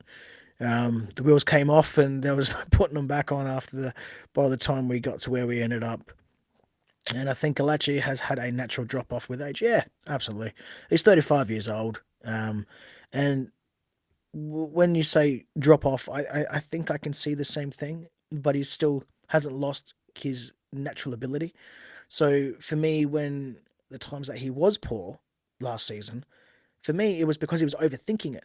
So instead of just doing what he does, like, see a shot, really quick, reflex save, bang, tips over the bar or grabs it, whatever. However, he stops that shot. He's not thinking. It's just natural reflexes kicking in. But then when he has to overthink it, it seems like it's overthinking, and then he makes the mistake. Whether that's just a simple save or if he's doing a pass, and that's where I think he was dropping off. Where in his younger days, if he was just thinking it, like he wasn't overthinking it, it just all works off. So, and maybe to a little degree as well, maybe like the natural foot skills and things like that are just slowly declining. Balaam says Ralf Ragnick is with Austria national team and helped Leipzig in Bundesliga 2 times, for example. Yep, Ralf Hasenhüttl is another Ralf who is well known with the Red Bull fans. Yep, that's true. Absolutely. And Ashfaq says we never had a proper replacement like Kevin Campbell, proper counter pressing machine. I hope Seibold would be like him. Yeah, it'd be interesting to see where Nicholas Seibold ends up because he's played well as quite well as well. That's a tongue tie. um, as like a left back and a centre back as well. So it'd be quite interesting to see where he slots in under this new 4-3-3.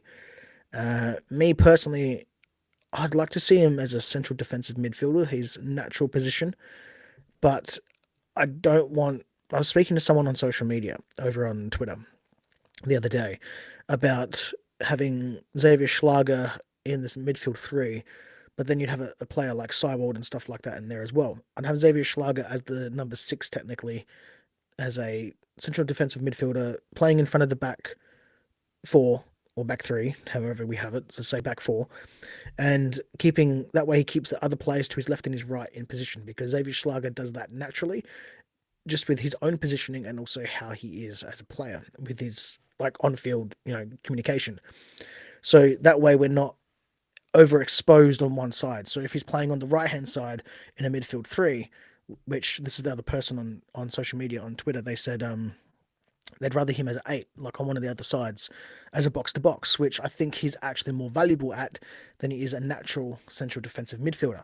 However, for me, the key is having our midfield organised, and I think if Xavier Schlager is in the middle of a midfield three, then he is more likely going to keep the midfield in line and in a good formation in both defence, transition, and in attack than if he was just playing box to box on one of the sides, because then on that side of the pitch, we're going to be very well organised.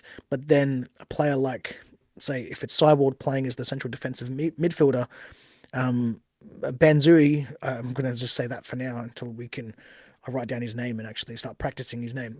He could possibly do the same thing from what I said Schlager would do about organisation, because he's a very good central defensive midfielder as well. But yeah, this is just some things that we'll be looking at going forward. I'm sure Ole Werner is obviously well aware of it, but this is something that from me looking forward, from my perspective, what I want to see on the pitch. I want to see the midfield more organised than just all over the place. And we really missed Xavier Schlager last year. So I'm hoping that he is used in a way that keeps the midfield organised, but also doesn't what's the word? Hamper our ability in transition. We're coming into the 65th minute now, as it's just ticked over 64 minutes played. And the home side is bringing on 3 new players, including a goalkeeper swap.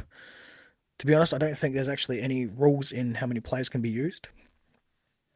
I think you can field a completely different side in the second half if you wanted, considering it's a friendly game, so there really isn't any major rules. It's not like you have, like, I think it's the 5 or 6 substitutions you have.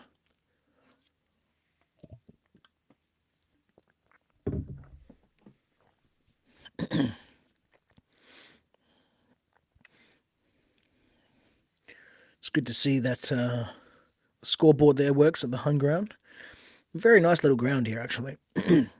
For those of you that are watching the stream as well, not just my live stream, that it's reminds me of some of the local football grounds here in Australia, not soccer ones as Australians call it, because I was going to say football, but some of the Australian rules football grounds, they fit about maybe 5,000, maybe 10,000 tops, things like that. And this stadium looks like maybe just a 5,000, stadium, very small, very compact.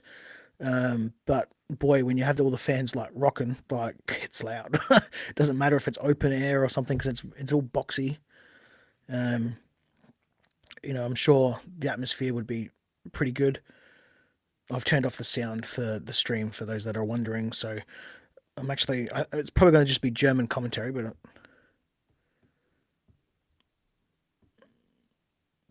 yeah, it's German commentary, so my German isn't that good. I'm not going to know straight away from that. And there's a guy doing camera work behind Old Werner there, probably for the stream. Uh, he's doing some fantastic work.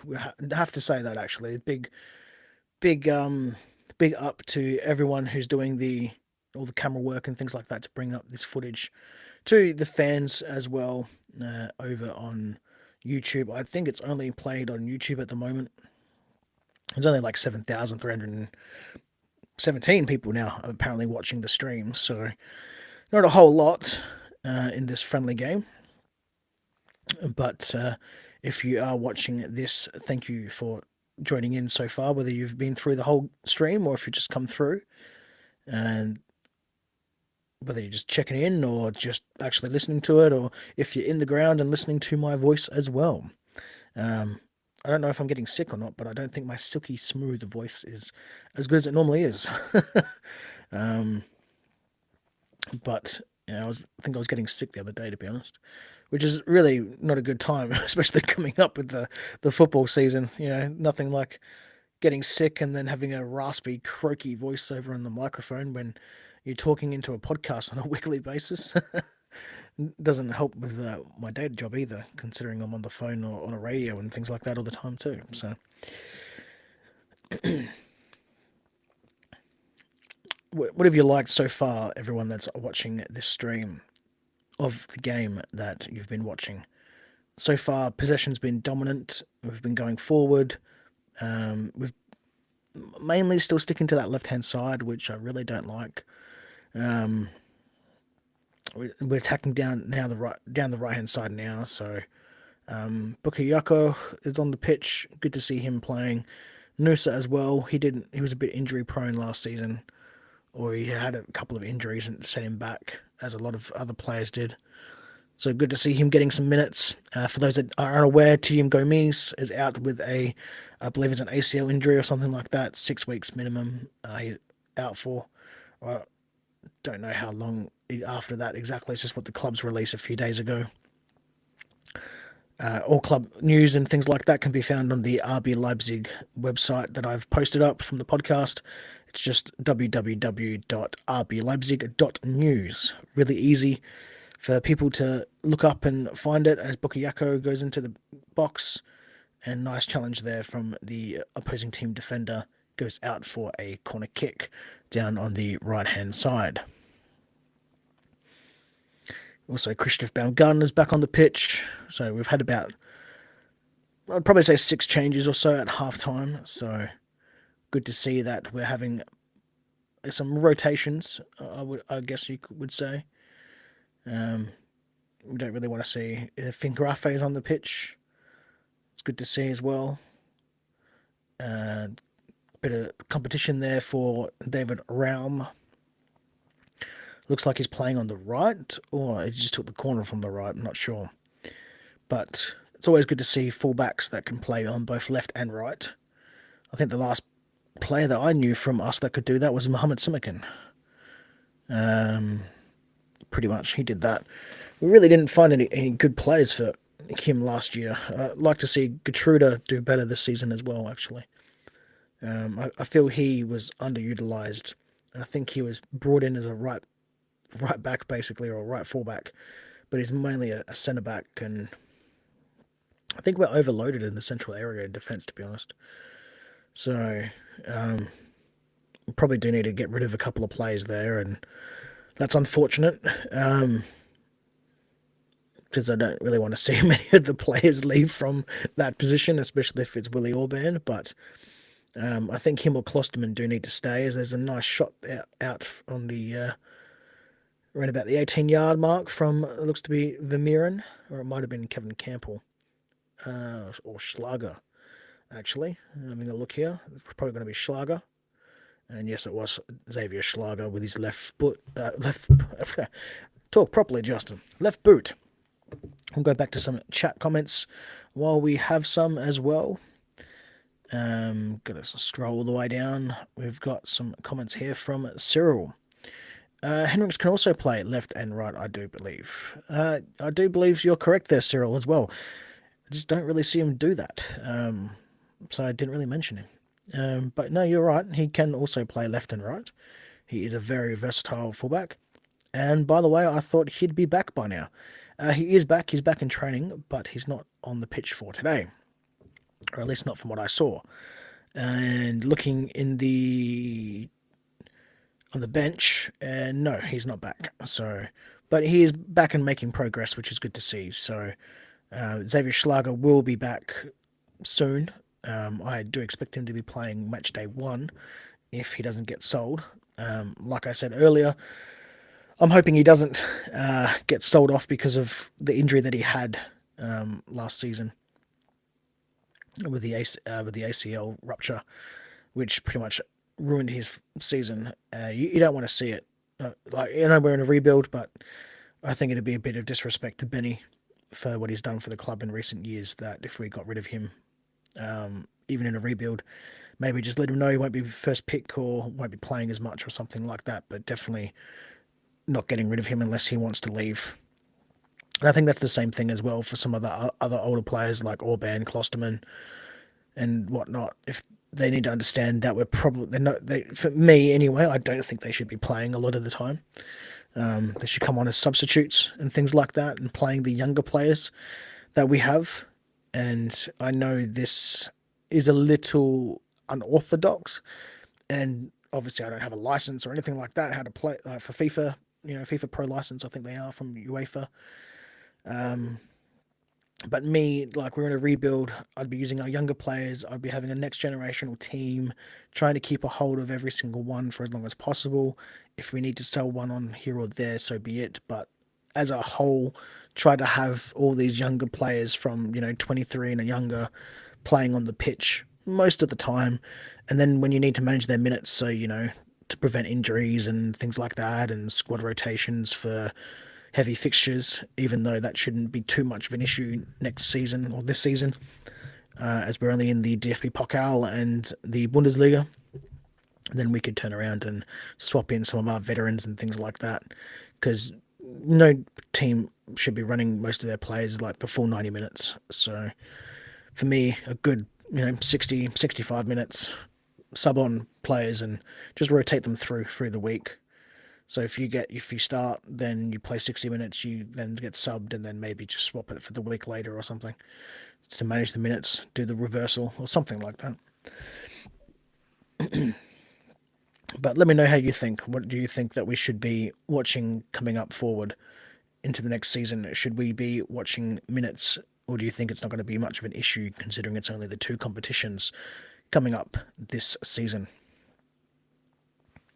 As we come into the 74th minute now, my apologies there. RB Leipzig are still leading this one 3-0 as Lewis Openda falls down in the box. No knock on him there. For those people that have watched regularly, I have sometimes said that Lewis Openda can end up being fall down too often. Sometimes likes to flop around like a fish out of water. As sometimes I do think he does go to ground a little bit too easily. And if he can remove that out of his game, and if we do keep him for this year, because I do think there's times where he's best keeping his feet, he'd score more goals. Another look at Fingrafe there with the corner from the right-hand side. Not a bad delivery, it's just gone over most people. Didn't look too terrible. Right idea. And we seem to be keeping a hold of the ball around that 18, 20-yard mark out, so not bad. Just past the penalty arc. Nice cut in from, looked to be Noosa, and a shot, and it's just gone straight over the crossbar. Nice type there, nice bit of build-up. Keeping a hold of the ball, switching sides, and then cutting in, and then trying to curl it with the right boot. That's pretty much what you want to see going forward. When they come off, they're spectacular goals right in the top bins. If they don't, it's also okay as long as you try to make the goalkeeper work, or at the very least, don't spray it too far, and it didn't look too bad. Got some more comments as well coming into the stream. Ashfaq says, is there any chance to bring in Pavlovic from Milan? Could be a solid centre-back with Lukeba. Klosterman needs to be sold as he's not consistent. I'm not too sure about the chance of bringing him in because we've pretty much got most of the talent that we're looking for, from my perspective anyway. Obviously, the club could have a completely different outview compared to me. But for me, I think we've already got too many people in the centre-back role. So depending on who we sell, Klosterman or Orban probably won't need to be replaced. We'd probably be okay in that department. It does look like that. We've got enough coverage there at the moment, and if we do, I can't see it being a good top tier centre back. And by that, I'm not saying Pavlovic is a top tier centre back. I'm saying more so that the person that we get needs to understand they're probably not going to be the first choice. Because for me, my centre-back duo would be Lukeba and Bishebu, both the French players. As I think Bishebu would be stepping into the Willy Orban role. He's a future captain if he plays his cards right, depending on how long he wants to play for us for. Obviously, Lukeba is going to end up leaving at some point, one or another. He may also surprise and stay. But yeah, for me, that's probably where we're at in the central centre back mark area. My apologies. And also from Ashfaq, well, some of our rejects are flourishing now. Look at Lookman, the guy is getting a move to Inter now. I don't know how we scouted him. We had a fantastic scouting network back then. Yeah, there's a couple of players actually. I think I put him on player watch from last year, to be honest, when we played Inter. I'm not entirely sure. Or I might have done it by, like, as an extra. For those that listen to the podcast, I do a segment in the looking at the squads or the teams for like a preview coming up for games. I do a player watch, which doesn't necessarily mean the best player for that team. It's a player that I've put on player watch because one, I might be intrigued on the player, or two, I do think they're crucial to how the team plays. So by that, the opposition, how good the opposition plays. And there was times where I picked the player watch player would be fantastic. They'd either bang in goals or they'd prevent goals or they'd have some sort of key mark on there. So for me, it's like something where if I'm a coach and I'm sitting there talking to my players, and these are the dangerous players from the opposition that can hurt us or prevent us from playing our style of football, these are the players that I put on player watch, basically. Or I have them as an honourable mention, which if I'm too intrigued by a player, I might put them on player watch instead. And then I'll have like an honourable mention, and then for a player that technically should be on player watch based on that fact that I just said. Coming into the 79th minute mark now, not too bad from RB Leipzig. Build-up play's been good. Uh, Giving a ball away a little bit too much for my liking, to be honest. I mean, I know this is only a friendly and the ball is just ping-ponging around like no tomorrow, but excuse me, I, I just don't like that type of football, to be honest. It's like chaos ball. It doesn't, to me, it doesn't achieve anything. Good to see Gertruder on the pitch. He's playing as a centre back, which for me, that's where he should be playing. Which is why I mentioned for Ashfaq that I think we've got more than enough players there. Because for me, I'm putting Bishebu as the sole centre back that doesn't get rotated often, and then putting Gertruder coming in onto the pitch, or Gertruder, depending on your language dialect. For me, Gertruder, and you'd have technically Lekeba in the centre back roles if we got rid of Orban, Klosterman, and co. But we've just signed a new deal with Bishebu, and for me, I think Bishebu is going to be a essential starter and going forward one of the centre back pairings, because you just have to, especially cause even though he's so young. Like I wouldn't, me personally, I wouldn't be signing a deal that young if we're going to be like, look, I know we missed out on European football. I want to help get the club back into European contention. We're not going to be. You're going to be selling on some players like Klosterman, Orban, and things like that. So you're going to have a position opened up for me, so to speak. I want to be pretty much one of your number one centre backs, or I want to be from a Sportiac player playing sometimes to a rotation player playing minimum, once every 3 games or something, and coming on at least once of those two other games that I don't start. Um, so that's just my perspective anyway, coming from it, because I liked what I saw from Bishebu. He did some silly things, but the young lad's only, I think he's 19 now or something. Like when he missed the team bus and things like that, like he got punished for it. I think the lads, because some people were saying that he didn't get punished enough, he shouldn't have played, or he should have missed some games or things like that. Like you got to look at it, like some people at that age, when they're playing professional football, they haven't developed yet. They're still gonna be wanting to do their own thing, and whether it's just a little bit of poor time management, or if he thought that something was more important or whatever, it's been settled by the club, and I think it was fantastic how it was settled. I think the players of the senior squad would have ripped into him more than what would have happened than if he served like a game ban or something like that. You know, basically, 20 odd other lads turning around saying to you like, you weren't out there today to help us out, help the team. Like, what on earth are you thinking? Like, pull your head in. That's going to be more of a punishment than like, oh, you're going to miss a game or two or something like that because of, you missed the bus and couldn't get the flight to wherever they ended up playing. I can't remember when. It might have been to like Arnsberg or something. But just little things like that. Like, I think it's time for him to start playing in a more regular team role. And Cyril, yeah, no, Lookman, he did. I can't remember when, but I'm pretty certain that I can't remember when like we had him on the books. To be honest, I think it's probably like 2014, 15 or something. I can't remember. Let's have a look. A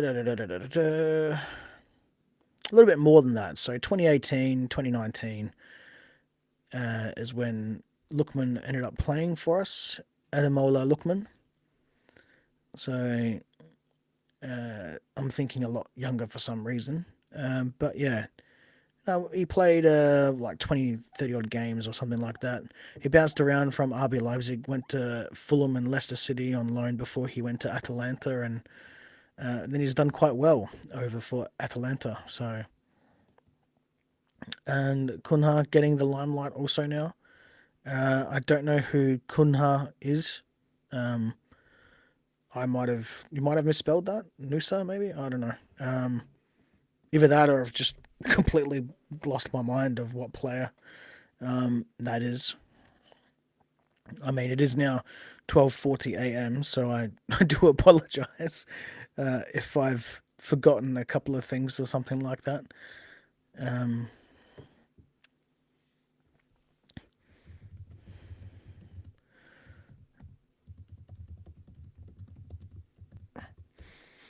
People over there on Instagram, welcome over there. Malt ETM said Powson also. That was good to see him. I do apologise for the late acknowledgement over there. We're coming into the 85th minute now. Scores are still 3-0. Let me know in the comment section down below what you've liked so far seeing in this fixture. For me personally, it's been the new signings and some of the transitional play has been predictable, a little bit of the old, but you can still see a little bit of the new coming in as well from Ole Werner, who he's played with the back four. He's had a midfield three. We've got the wingers out on both sides. I would like to have seen Xavi play as a winger, even though I know he's not actually a winger. So it's always good to see. And where is that? Let's have a look. There was the goal from Yan Diamande. That was good to see. And Johan Bakayoko is looking good at the moment out on the pitch. Very good pace. He's been able to create some chances. I would like to actually see him score more and a little bit, maybe work on his finishing, as he's now a number 9. Which, let me know in the comment section. Do you think that he should have gotten the number 9 jersey, or should Yusuf Powson had it retired in honour for him, even if it's just momentarily? Because we sort of did that for Emil Forsberg for a couple of seasons, or at least a season, and then we ended up giving the number 10 to Xavi, which for me personally was a disrespect to Emil Forsberg. I would have not given Xavi the number 10, even if it meant not having him on the pitch and keeping in the pitch. So if he wanted to turn around and then not play for us, then fine. I'd be like, you're not getting the number 10. So, because they only just retired it. I mean, yes, number 10 is a iconic number in football, like the number 9 is, for instance. But when you're going to retire it, you then need to have a player that is going to be worthy of getting that jersey, or a player that has always worn that jersey. Think of Cristiano Ronaldo, right? Number 7, pretty much his whole entire career. If we had have retired the number 7 and then we gotten Cristiano Ronaldo, yeah, you unretire and you give him the number 7. It's as simple as that. But for someone of Xavi and Bakayoko, I don't think they should be have used those numbers. That's just me personally. I mean, I would have liked to have seen us retire the number 9 jersey in honour of Yusuf Powson, at least for a good couple of years and things like that, and then give the jersey to someone that's more. Not saying Bakayoko is not deserving of it, but he's a new signing. It feels a little bit disrespectful to end up selling Yusuf Powson for everything that he's done for the club, and then just give out the number 9 jersey like it's a Pez, like a lolly. Like, yeah, it just hits a little hard, Like it doesn't seem like we've given him the respect that he deserves in that regard. But let me know in the comments down below what you think. If you think that Bakayoko should be wearing the number 9 or not. He did say the right things, though. In his press conference, he did say that he would do it justice, and he knows what it means to the club, and also to Yusuf Powson and what he's been able to achieve with that jersey. So he says all the right things, and we can only go by his performances. So be a good season ahead. And that's probably something that I will mention in the end of season review show next year, which the end of the upcoming Bundesliga season when it happens, which would be quite interesting, being considering we're talking very far ahead at the moment. There's a lot of time between now and then. You never know. The podcast could not be around. Cough, cough.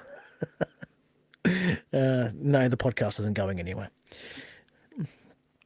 There would take something absolutely drastic for me to stop doing the podcast. For people that are unaware, I've had death threats, I've had other things, and it's interesting times sometimes being an RB Leipzig fan, but water off a duck's back. Manchester United. Okay, Ashfaq. Okay. Yeah, that's cool, man.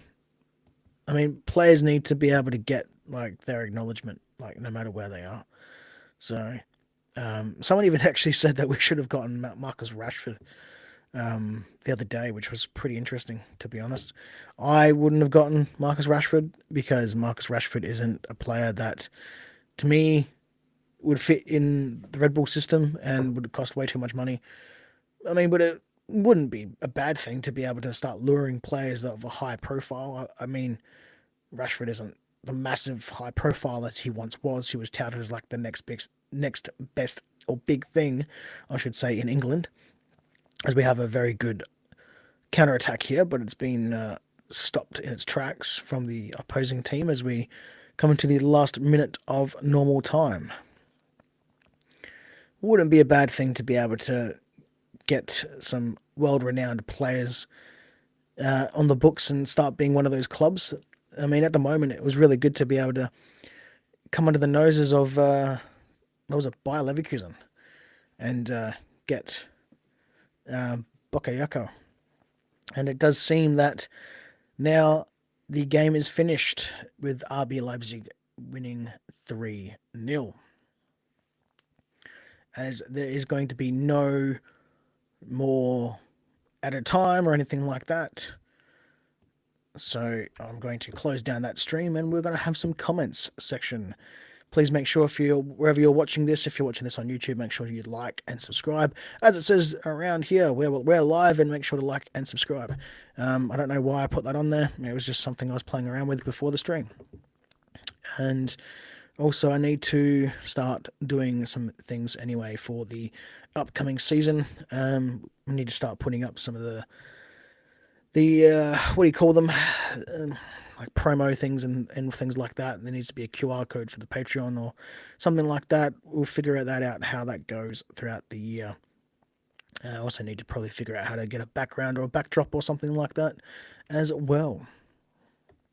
So, I didn't think he should have been given the number 9. Yeah, Ashfaq, absolutely agree. So I don't think he should have been given the number 9 either, as I mentioned earlier.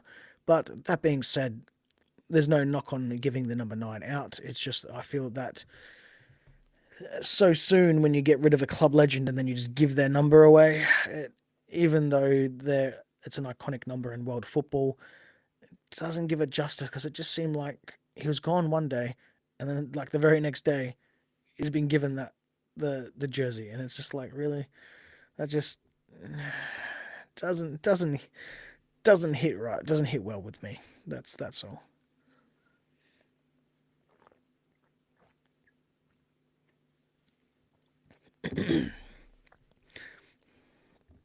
So we'll stay a little bit longer for this stream and then we will close it down.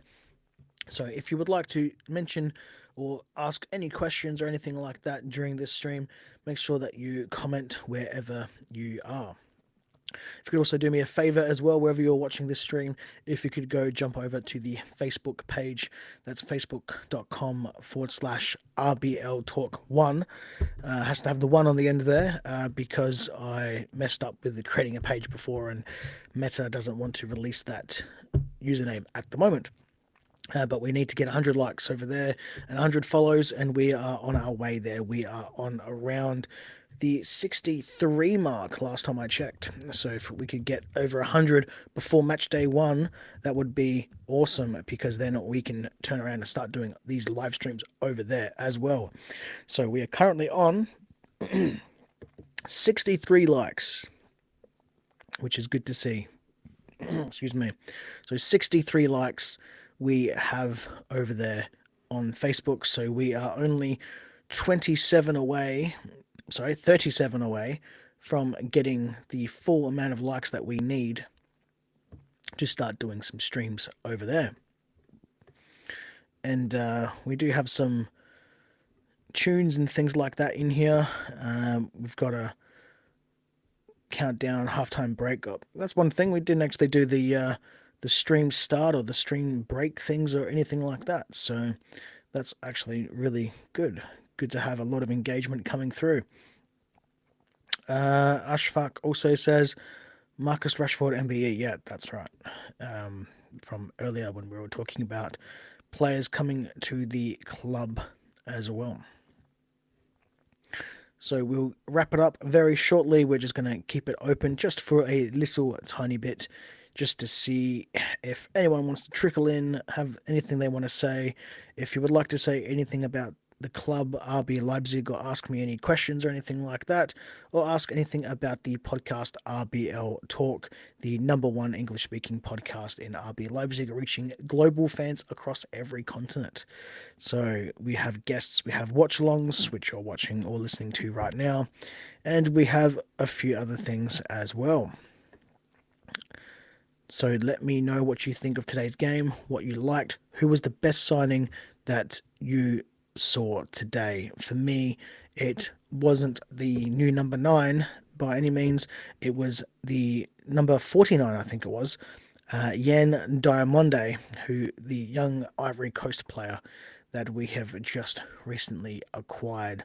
The young 18-year-old, he came from La Liga side. I can't remember whom. It's not wanting to show me. But he was playing in La Liga last season for, there we go, Leganés. And that was the player that had already played against Real Madrid and a few other things like that. And he quite impressed me today, playing out there on the left wing. Cyril says, when's the next friendly? That's a good question. Not too sure if we're going to have another friendly that's going to be live streamed or anything like that. I wanted to make sure that we had the best, I wanted to have a first look at the team. So the next one is on, depending on your time zone, Cyril, I'm going to say it's about, it says 11 p.m. here, my time. So that's about 8 hours will go roughly. So what's 8 and 11, like 3 o'clock roughly. Saturday, the 26th of July, 3 p.m. That's around about Central European time or UK time. And that's going to be in 6 days' time. So next Saturday, we play Toulouse. And then after that, on the 2nd of August, we play Atalanta. And then on the Saturday after that, on August 9th, we play Lens, which would be a homecoming for Luis Openda, if he is still playing with us, as there's a lot of things that can happen. And then we have the first round of the DFB Pokal as the season opener on August 16th, and we play against Sandhausen, which we haven't played them since 2021, when the last time we played them was also in the DFB Pokal, and we beat them 4-0. So I'll try and do a live stream of that one. I'm not too sure if I've got my roster out that far yet. So live streams once a month minimum. I will try and do the live stream of the very first game of the season, or I should say official game of the season, against Sandhausen there. But can't make any promises. So I'll definitely try to do that. Because I remember trying to get the very first game in the DFB Pokal. It wasn't easy. I had to find a live stream from somewhere. I can't remember where. But it wasn't televised properly for me here in Australia. The round 2 was, and every subsequent speech impediment again. Subsequent match after was televised, but that round 1 game wasn't. So have to be careful. If I can find a stream for it and I got the day off work, then yeah, we'll definitely be doing that. Ashfaq says, is Ole Werner kind of like Jurgen Klopp, like impression-wise? Like, how was he as a person? Is he passionate like Jurgen? Ralph Hasenhüttl was very emotional. What is Ole's profile like? Okay, Ashfaq, I'll give you a quick one, but this was actually answered in depth by Ben and Christian from the Not Easy Being Green SV Werder Bremen podcast, which is on the podcast Patreon, ad-free, for everyone for free. You can sign up on the patreon.com/RBL Talk. And if you want to listen to that episode ad-free, or you can just listen to the podcast wherever you get your podcasts. and listen to it with ads. But Ben and Christian answered every pretty much question we could think of about Ole Werner, including listeners of the show. They wrote down they sent me some questions that they wanted to ask, as well as I also asked some questions. But yes, he's a very passionate person on the touchline. I wouldn't say he is like Jurgen Klopp in any way, in a sense. But Ole Werner is a very no nonsense customer. He's very bland, a little bit like plain flour when it comes to his personality, speaking in press conferences and things like that. But he's a very passionate manager and wants to succeed, like all managers do. But he's very passionate. Like you will see him on the pitch, screaming and yelling and being very adamant. So similar to Jurgen in that way. Then yes, he is.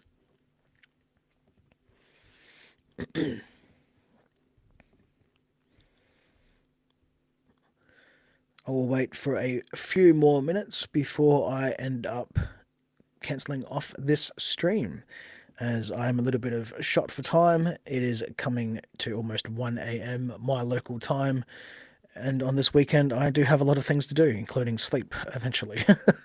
So I will stay on for just a few more minutes, and we'll get any more questions that you have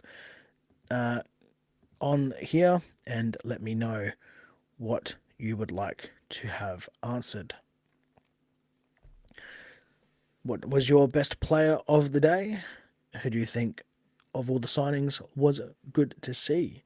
For me, I've already mentioned who I thought was the best player of the day of our new signings, and it was the young Ivory Coast player who came from Leganés against played against Real Madrid. His name was Yan Diamonde. He played as a left wing today, or a left winger, and already scored a goal, like what I saw there from him. But let me know down in the comments section who you thought was the best. If you don't end up making any comments, because I do know there is a little bit of a delay, you can always comment on social media, as I'm on every single platform. We're on Blue Sky, we're on Twitter, we're on Facebook, getting up to 100 likes over there so we can start streaming. So if you haven't liked the podcast on Facebook, please go do so. You can find that on the rbltalk.com website. All socials and ways to listen to the podcast and find the podcast around the internet is available there. I'd also like to take this quick moment to thank every single person for watching or listening today, and thank you to all the people over on Patreon that allowed me to do everything that I do for every single one of you. So until next time, I've been Justin Crozer. Bye bye for now.